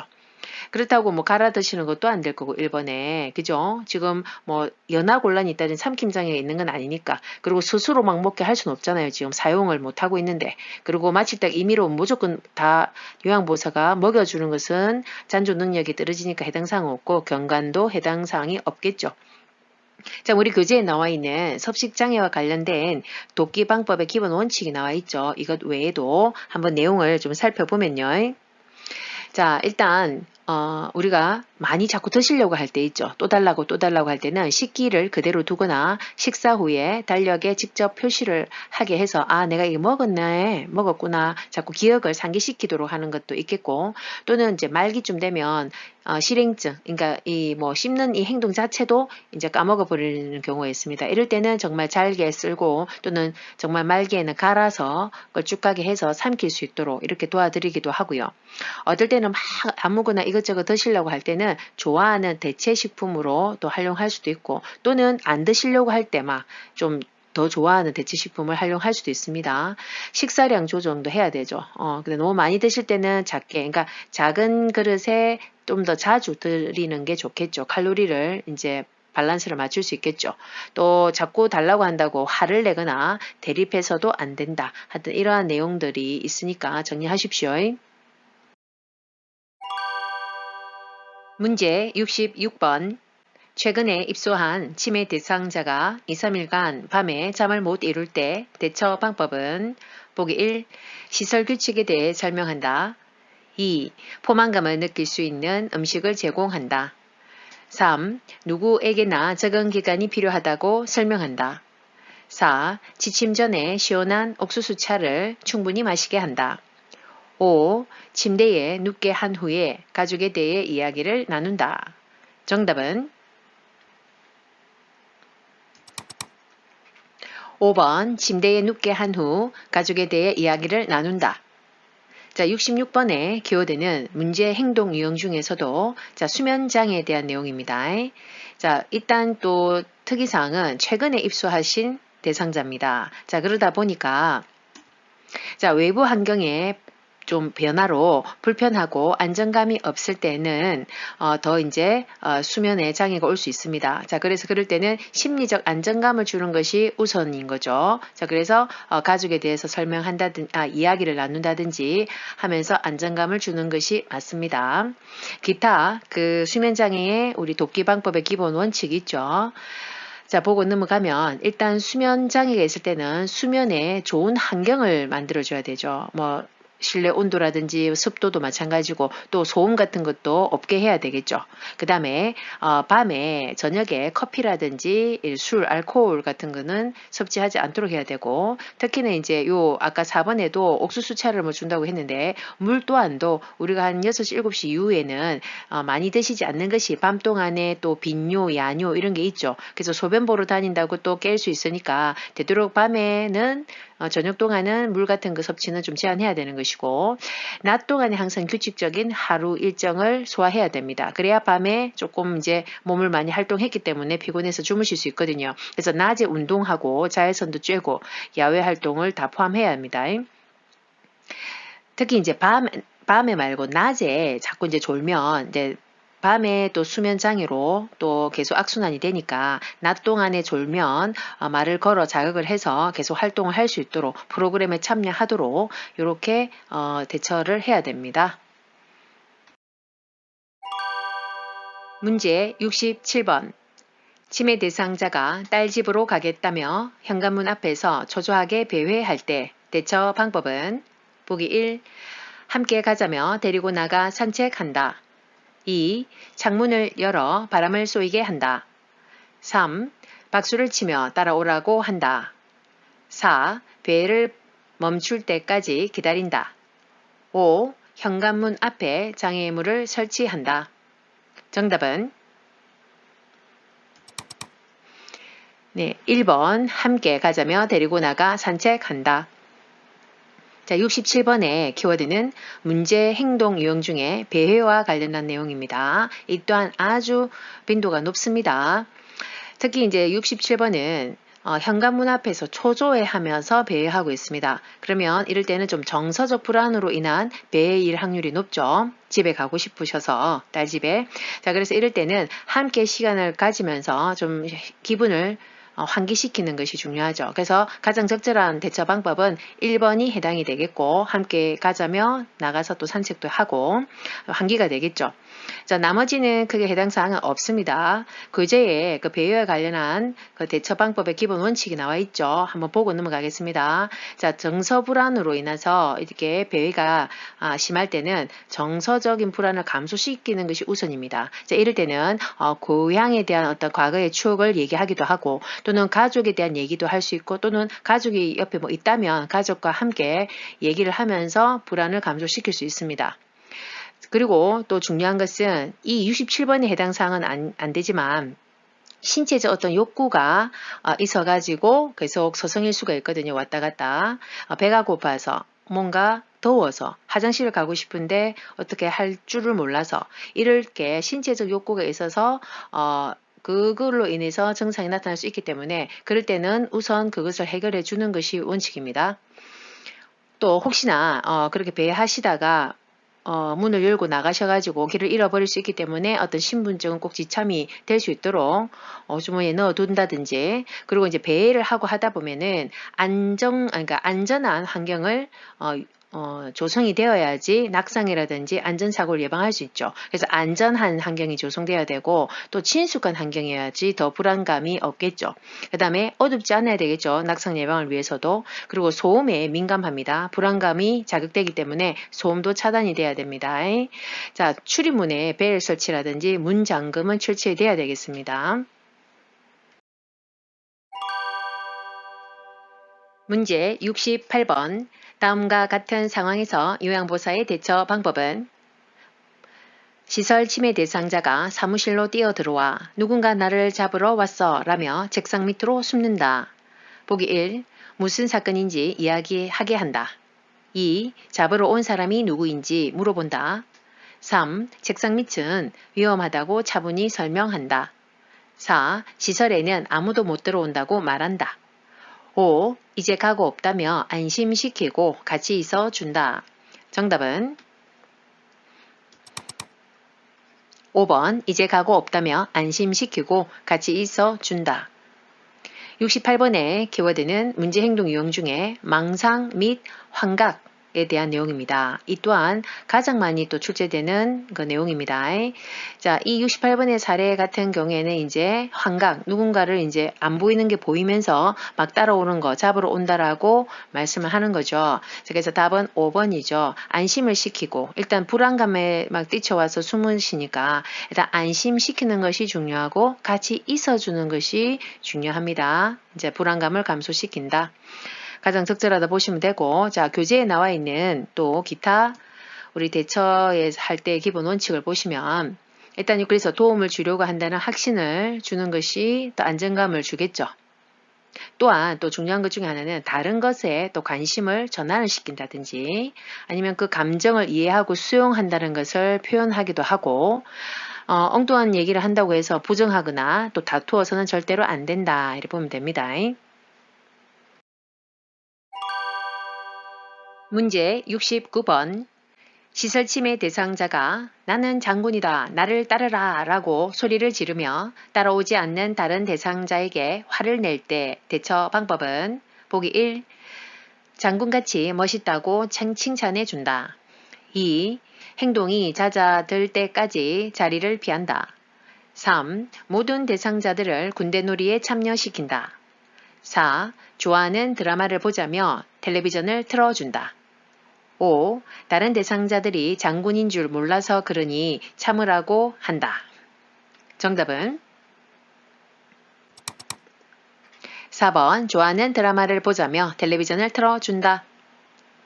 자, 69번의 키워드도 문제 행동 유형 중에서 파괴적 행동에 대한 내용입니다. 자, 그래서 답은 4번이죠. 자, 기분을 다른 데로 전환시키는 거죠. 서서히 관심을 다른 곳으로 유도한다가 맞습니다. 가장 적절한 것은 4번이고 자, 기본 원칙을 한번 보겠습니다. 그래서 천천히 관심 변화를 유도한다가 맞고 또는 어떤 활동에 할 때 어떤 프로그램에 참여하면서 막 이렇게 흥분되어 있을 때는 그 활동을 중지시키고 어떤 다른 자극은 주지 않는 것이 맞습니다. 그리고 조용한 장소에 쉬게 하는데 혼자 그냥 조용한 데 가서 계세요. 이게 아니라 같이 있어주면서 아 어르신 이렇게 흥분하신 거에 대해서 화나신 거에 대해서 이해합니다. 라는 공감의 표현도 해주는 것이 안정감을 줄 수 있습니다. 그래서 온화하게 얘기한다. 이해한다는 것을 표현한다. 이게 맞습니다. 문제 70번. 치매 대상자가 해질녘이 되면 불안해하며 서성거릴 때 대처 방법은 보기 1. 다른 방으로 옮겨준다. 2. 익숙한 노래를 들려준다. 3. 시간이 지나면 괜찮아진다고 한다. 4. 복잡한 일거리를 제공한다. 5. 조명을 어둡게 하여 마음을 안정시킨다. 정답은 2번 익숙한 노래를 들려준다. 자, 70번의 키워드는 문제 행동 유형 중에서도 석양증후군에 대한 내용입니다. 자, 70번에 보면 해질녘이 되면 이라고 나오죠. 자, 이런 내용이 나오면 항상 그 석양증후군이라고 생각하시면 되죠. 자, 그러니까 밤만 되면 더 불안해지고 초조해지고 어떤 이런 증상들이나 흥분된 행동들이 나타나는 것이죠. 자, 이럴 때 우리 대처 방법에 대해서 교재에 나와 있는 거 정리해 보자면 자, 일단 익숙한 노래를 들려준다. 이 말은 일단은 함께 있으면서 그 불안감을 해소시켜주고 그 다음에 좋아하는 어떤 소일거리를 하게 하는 것이 좋습니다. 본인이 좋아하는. 그러니까 그리고 또 석양증후군의 특징은 밤만 되면 또 불안하고 초조해지기 때문에 지금 밤이라는 것을 잊게 하는 것이 좋죠. 그래서 조명을 오히려 어둡게 하는 것이 아니라 조명을 밝게 하고 커튼을 그냥 쳐주고 하는 것이 좋습니다. TV도 켜주고 자, 그 다음에 낮 동안에 활동을 충분히 산책도 하고 하면서 밤에는 좀 주무실 수 있도록 하는 것이 유도해야 되고 그 다음에 정서적 불안이 또 원인이기 때문에 그 애완동물과 같은 어떤 같이 있게 한다든지 그래서 즐거운 시간을 함께 보내는 이게 제일 중요하죠. 문제 71번. 치매 대상자를 위한 인지자극 훈련에 관한 설명으로 옳은 것은 보기 1. 가족의 수발 부담을 증가시킨다. 2. 치매의 진행을 늦추는 약물요법에 해당된다. 3. 맨손 체조하기는 진압력을 향상하는 활동이다. 4. 인지자극 훈련 대상자는 혼자서 움직일 수 있어야 한다. 5. 인지기능에 대한 기본적인 인식이 있는 숙련된 요양보호사가 담당한다. 정답은 5번 인지기능에 대한 기본적인 인식이 있는 숙련된 요양보호사가 담당한다. 자, 71번의 키워드는 자, 인지자극 훈련 프로그램에 대한 내용입니다. 요즘은 꼭 매번 인지자극 훈련 프로그램에 대해서 하나는 꼭 나옵니다. 근데 나올 때마다 좀 새로운 내용들이 좀 언급이 되곤 있습니다. 답은 5번이고 1번에 자, 가족의 수발 부담을 증가시키지 않는 거다. 그죠? 줄이는데 도움을 주기 위해서 훈련을 하는 거죠. 2번 치매 진행을 늦추는 약물요법에 해당됩니까? 약물이 아니죠. 이것은 비약물요법에 해당이 되죠. 맨손 체조하기는 진압력을 향상하는 활동이 아니라 신체 활동을 향상시키는 활동입니다. 4번 자, 자극 훈련 대상자들은 혼자서 움직일 수 있어야 한다. 자, 혼자서 움직일 수 없는 대상자, 힘든 대상자도 다 해당이 됩니다.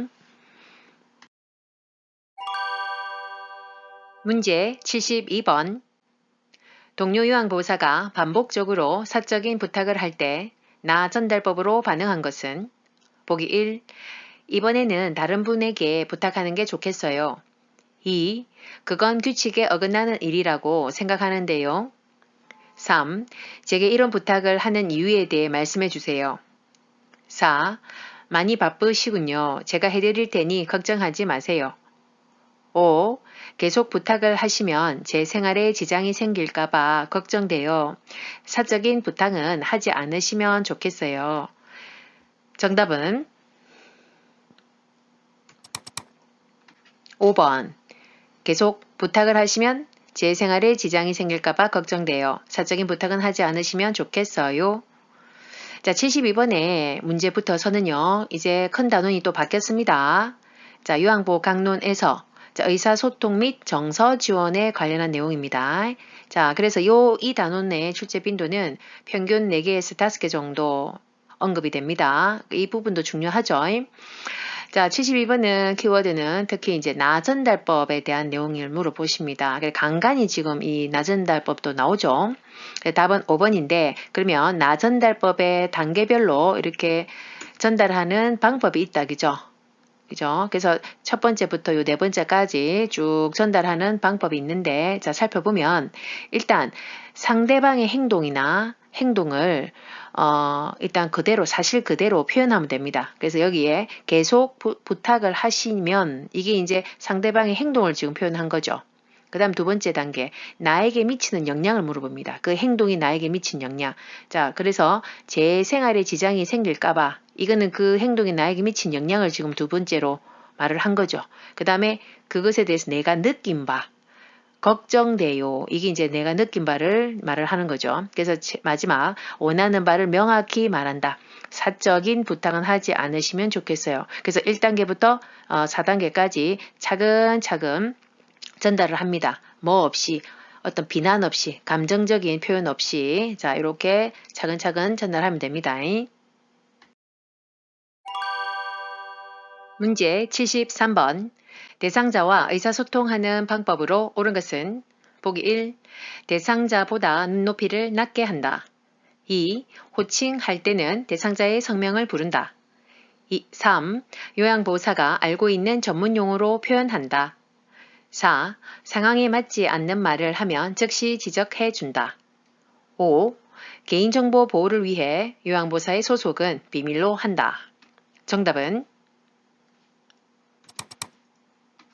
2번 호칭할 때에는 대상자의 성명을 부른다. 자, 73번의 키워드는 의사소통 장애가 없는 대상자와의 의사소통 방법을 좀 물어보는 것입니다. 답은 2번이죠. 특히 그냥 어르신이라고 부르는 것도 뭐 괜찮지만 어르신의 뭐뭐 땡땡땡 어르신 이렇게 불러드리는 것이 더 좋습니다. 특히 이제 치매 대상자 어르신은 말할 것도 없죠. 자, 1번에 대상자보다 눈높이를 낮게 한다. 자, 낮게 하면 안 되고 같게 눈높이를 갖게 해서 대화합니다. 3번 요양보호사가 알고 있는 전문 용어를 표현한다. 그러면 어르신들이 또 알아듣기 어려우시겠죠. 그래서 명확하고 이해하기 쉬운 그런 언어를 사용해야 됩니다. 4번 상황에 맞지 않는 말을 하면 즉시 지적한다. 자, 즉시 지적해서는 안 되죠. 어르신들이 또 마음이 상하실 수 있고 자존심이 떨어지게 되죠. 그래서 존중하는 태도와 관심을 가지면서 차분하게 또 설명드리면 되죠. 자, 5번 개인정보 보호를 위해서 요양보호사의 소속을 비밀로 한다? 아니죠. 우리 대상자에게는 우리가 비밀로 해야 되는 것이 아닙니다. 오히려 내 그 요양보호사에 그 정보를 알리는 것이 원칙입니다. 그래서 이름과 소속과 역할을 충분히 소개하면서 전달해야 되는 것이 맞습니다. 문제 74번. 다음과 같은 방법으로 의사소통해야 하는 대상자는 첫째, 신체 접촉을 하기보다 말을 먼저 건넨다. 둘째, 사물의 위치를 시계 방향으로 설명한다. 셋째, 대상자가 읽고 싶어 하는 것을 읽어준다. 보기 1. 청각장애 대상자 2. 언어장애 대상자 3. 시각장애 대상자 4. 이해력장애 대상자 5. 판단력 장애 대상자. 정답은 3번 시각장애 대상자. 74번의 문제의 키워드는 상황별 의사소통이죠. 이제는 의사소통에 장애가 있는 경우의 문제들입니다. 그걸 우리 상황별 의사소통인데 그 중에서도 시각장애에 해당되는 경우입니다. 시각장애 요 경우의 의사소통법도 잘 나오는 문제 중에 하나니까 기억하십시오. 답은 3번이죠. 그러니까 시각장애, 눈이 제대로 보이지 않으시니까 위에 이런 세 가지의 내용들도 있었고 기타 추가적인 소통법을 또 보자면 눈이 제대로 잘 안 보이시니까 여기 저기 이쪽 저쪽 이런 표현을 하시면 잘 못 알아듣습니다. 그래서 이런 지시대명사 사용하는 것이 아닙니다. 그 다음에 대상자를 중심으로 요양보호사 아닌 대상자의 중심으로 오른쪽 요 왼쪽 요 이렇게 설명을 해드려야 되죠. 그리고 어떨 때는 시각장애로 인해서 그 말씀을 드려도 이해를 좀 못할 경우에는 그 사물을 이렇게 만져보면서 촉각을 이용해서 이해를 더 돕기도 합니다. 그리고 정면에서 천천히 또박또박 정확하게 전달을 해야 됩니다. 양쪽에 그 귀를, 청력을 사용할 수 있도록. 그 다음에 보행 시 반보 앞에서 팔을 끄는 자세로 이렇게 보행할 때 자세입니다. 문제 75번. 주의력 결핍 장애 있는 대상자와 의사소통하는 방법으로 옳은 것은 보기 1. 모든 물품에 이름표를 붙인다. 2. 단순한 활동을 먼저 제시한다. 3. 장소 사람을 자주 인식시킨다. 4. 새로운 사물을 주제로 대화한다. 5. 요양보호사의 입을 계속 보게 한다. 정답은 2번 단순한 활동을 먼저 제시한다. 75번의 키워드는 주의력 결핍 장애 대상자와의 소통법입니다. 답은 2번이죠. 주의력이 지금 결핍되어 있다 보니까 처음부터 어렵고 복잡한 활동을 제시하면 집중이 안 됩니다. 그래서 단순한 활동부터 먼저 제시해라 라고 되어 있죠. 그래서 단순한 것뿐만 아니라 명확하고 간단하고 단계적으로 제시하는 것이 맞습니다. 4번에 보시면 새로운 사물을 주제로 대화한다. 아니죠. 새로운 사물은 더 주의 집중이 안 됩니다. 새로운 환경은. 그래서 구체적이면서도 어떤 익숙한 사물을 제시하는 것이 맞습니다. 1번에 보시면 모든 물품에 이름표를 붙인다.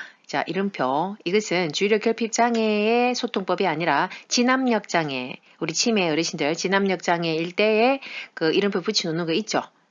3번.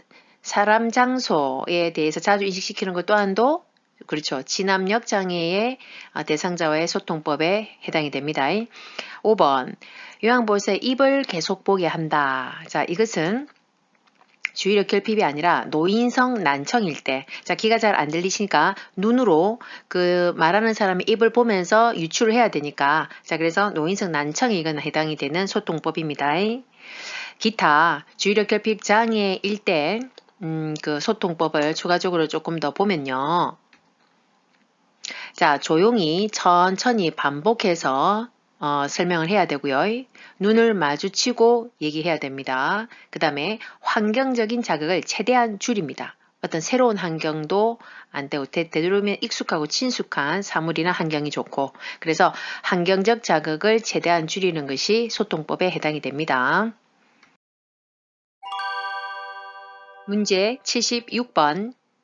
시설에서 진압력 장애가 있는 대상자와 의사소통하는 방법으로 옳은 것은 보기 1.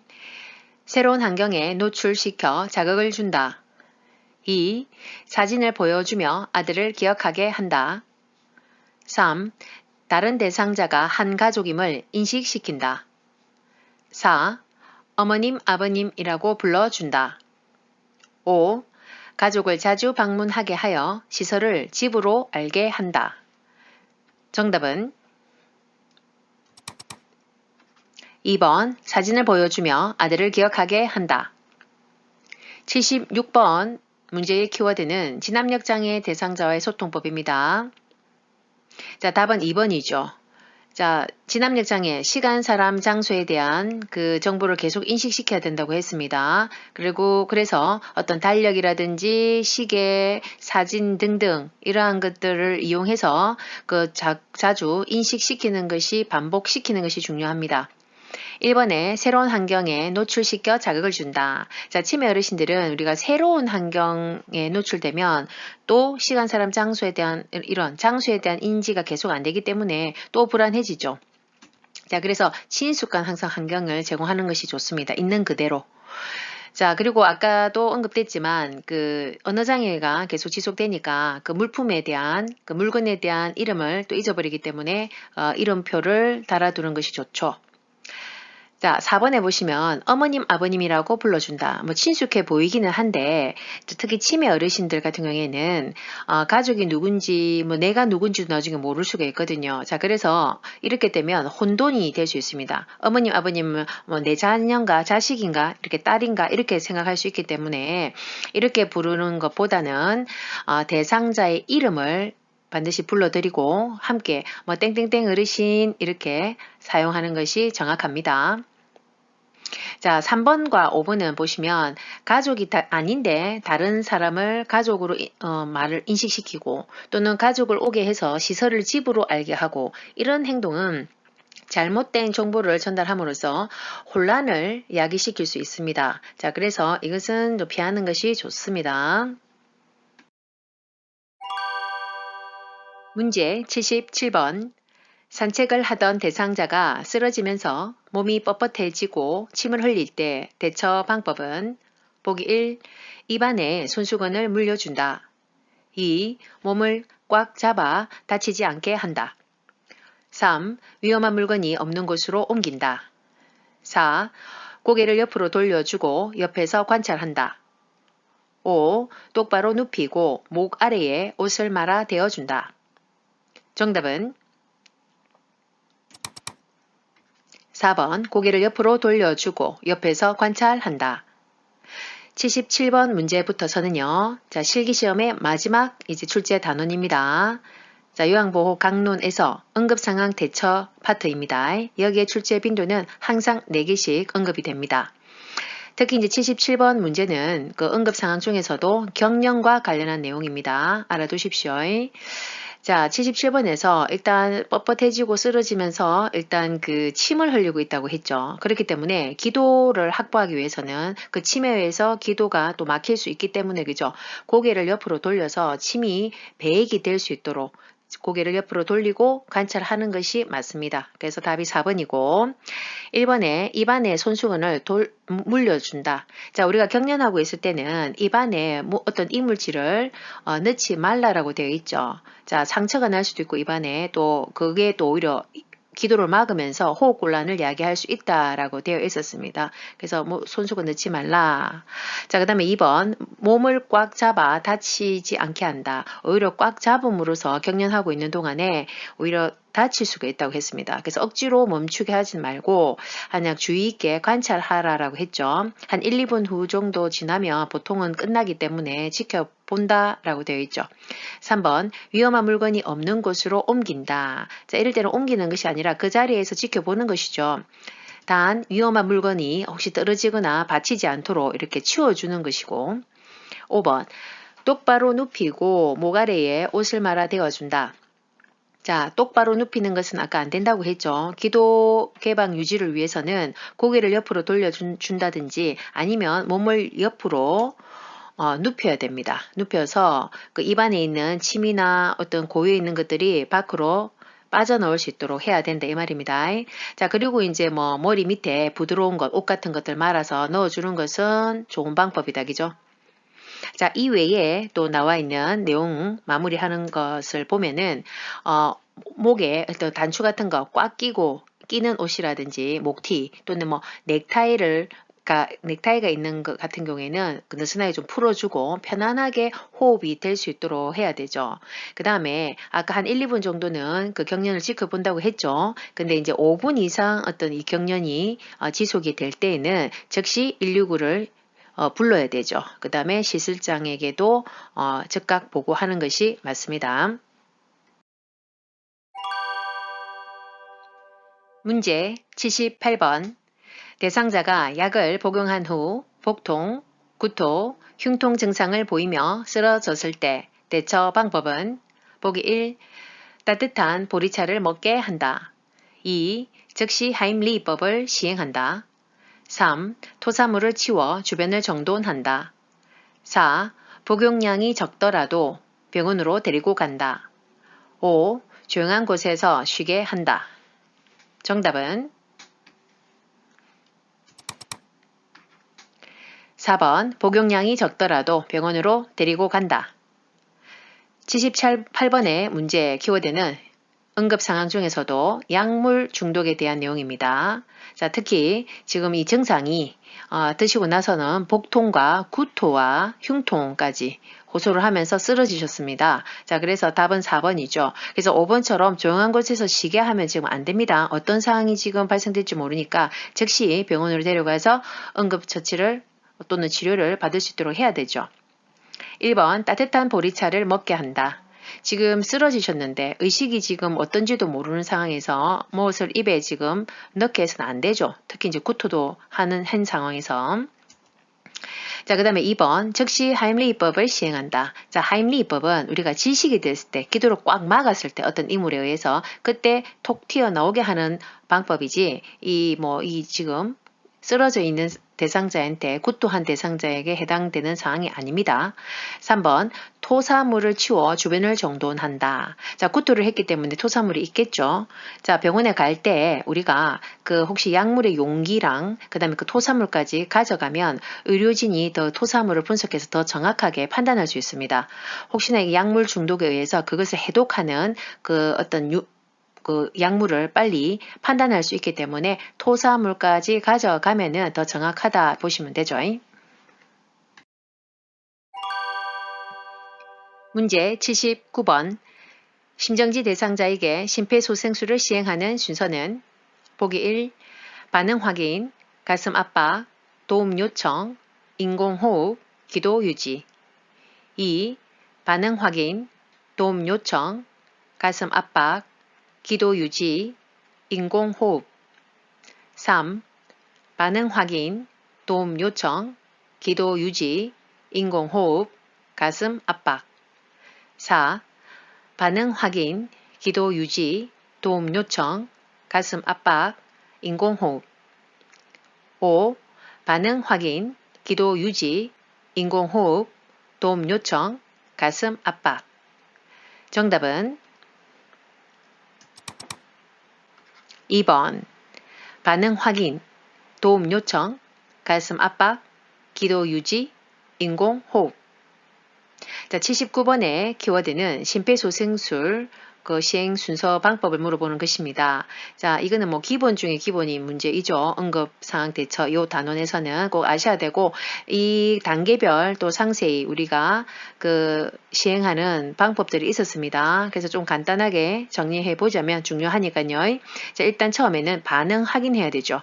이 대상자가 지금 의식이 있는지 없는지, 맥박이 있는지, 호흡이 있는지. 그래서 양쪽 어깨를 두드리면서 너무 세게 말고 적당히 두드리면서 괜찮으세요? 어르신? 이렇게 물어보는 것이고 그 다음에 바로 이제 도움 요청 들어가야 됩니다. 자, 119에 신고하고 필요하다면 있다면 자동 심장 충격기를 가져오도록 준비하도록 이제 요청을 해야 되죠. 그 다음에 이제 이 심장 충격기가 오기 전에 가슴 압박을 하고 있어야 됩니다. 자, 그래서 어떤 반응도 없고 호흡도 없고 할 때는 바로 이제 가슴 압박을 시작합니다. 자, 가슴 압박하는 그 위치 아주 중요하죠. 흉골의 아래쪽 절반 부위에다가 자, 우리가 손꿈치를 딱 대고 양쪽 손을 딱 포개어서 자, 분당 100에서 120회 자, 흉골이 5cm 정도 내려갈 수 있도록 이렇게 눌러줍니다. 그러니까 우리 몸의 상체의 모든 무게를 부하를 시켜야 된다 보시면 되죠. 자, 그 다음에 이제 가슴 압박한 다음에는 자, 이거를 몇 회 해야 된다고 했습니까? 자, 30회를 한다고 했습니다. 그 다음에 이제 인공호흡 바로 들어갑니다. 기도 유지가 돼야 되겠죠. 그래야 인공호흡을 했을 때, 자, 산소가 들어가는 거죠. 자, 그래서 기도 유지를 하는 자세는 머리를 뒤로 젖히고 턱을 위로 올리는 자세입니다. 자, 그래서 1초에 1회 가슴 팽창이 되는 것을 보면서 후 불어넣는 거죠. 자, 그거를 총 몇 회? 2회 한다 보시면 됩니다. 자, 그래서 가슴 압박과 인공호흡의 비율은 30대 2 비율로 이거를 총 몇 회? 5회를 실시합니다. 이게 한 세트라 보시면 됩니다. 그러는 와중에 이제 아까 심장 충격기가 도착을 하면 즉시 이 심장 충격기를 적용을 해야 되는 것이 맞습니다.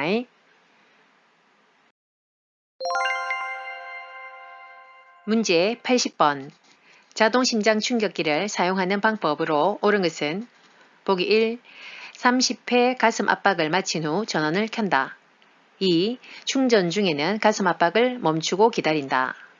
3. 심장 리듬 분석 중에는 가슴 압박을 중단한다.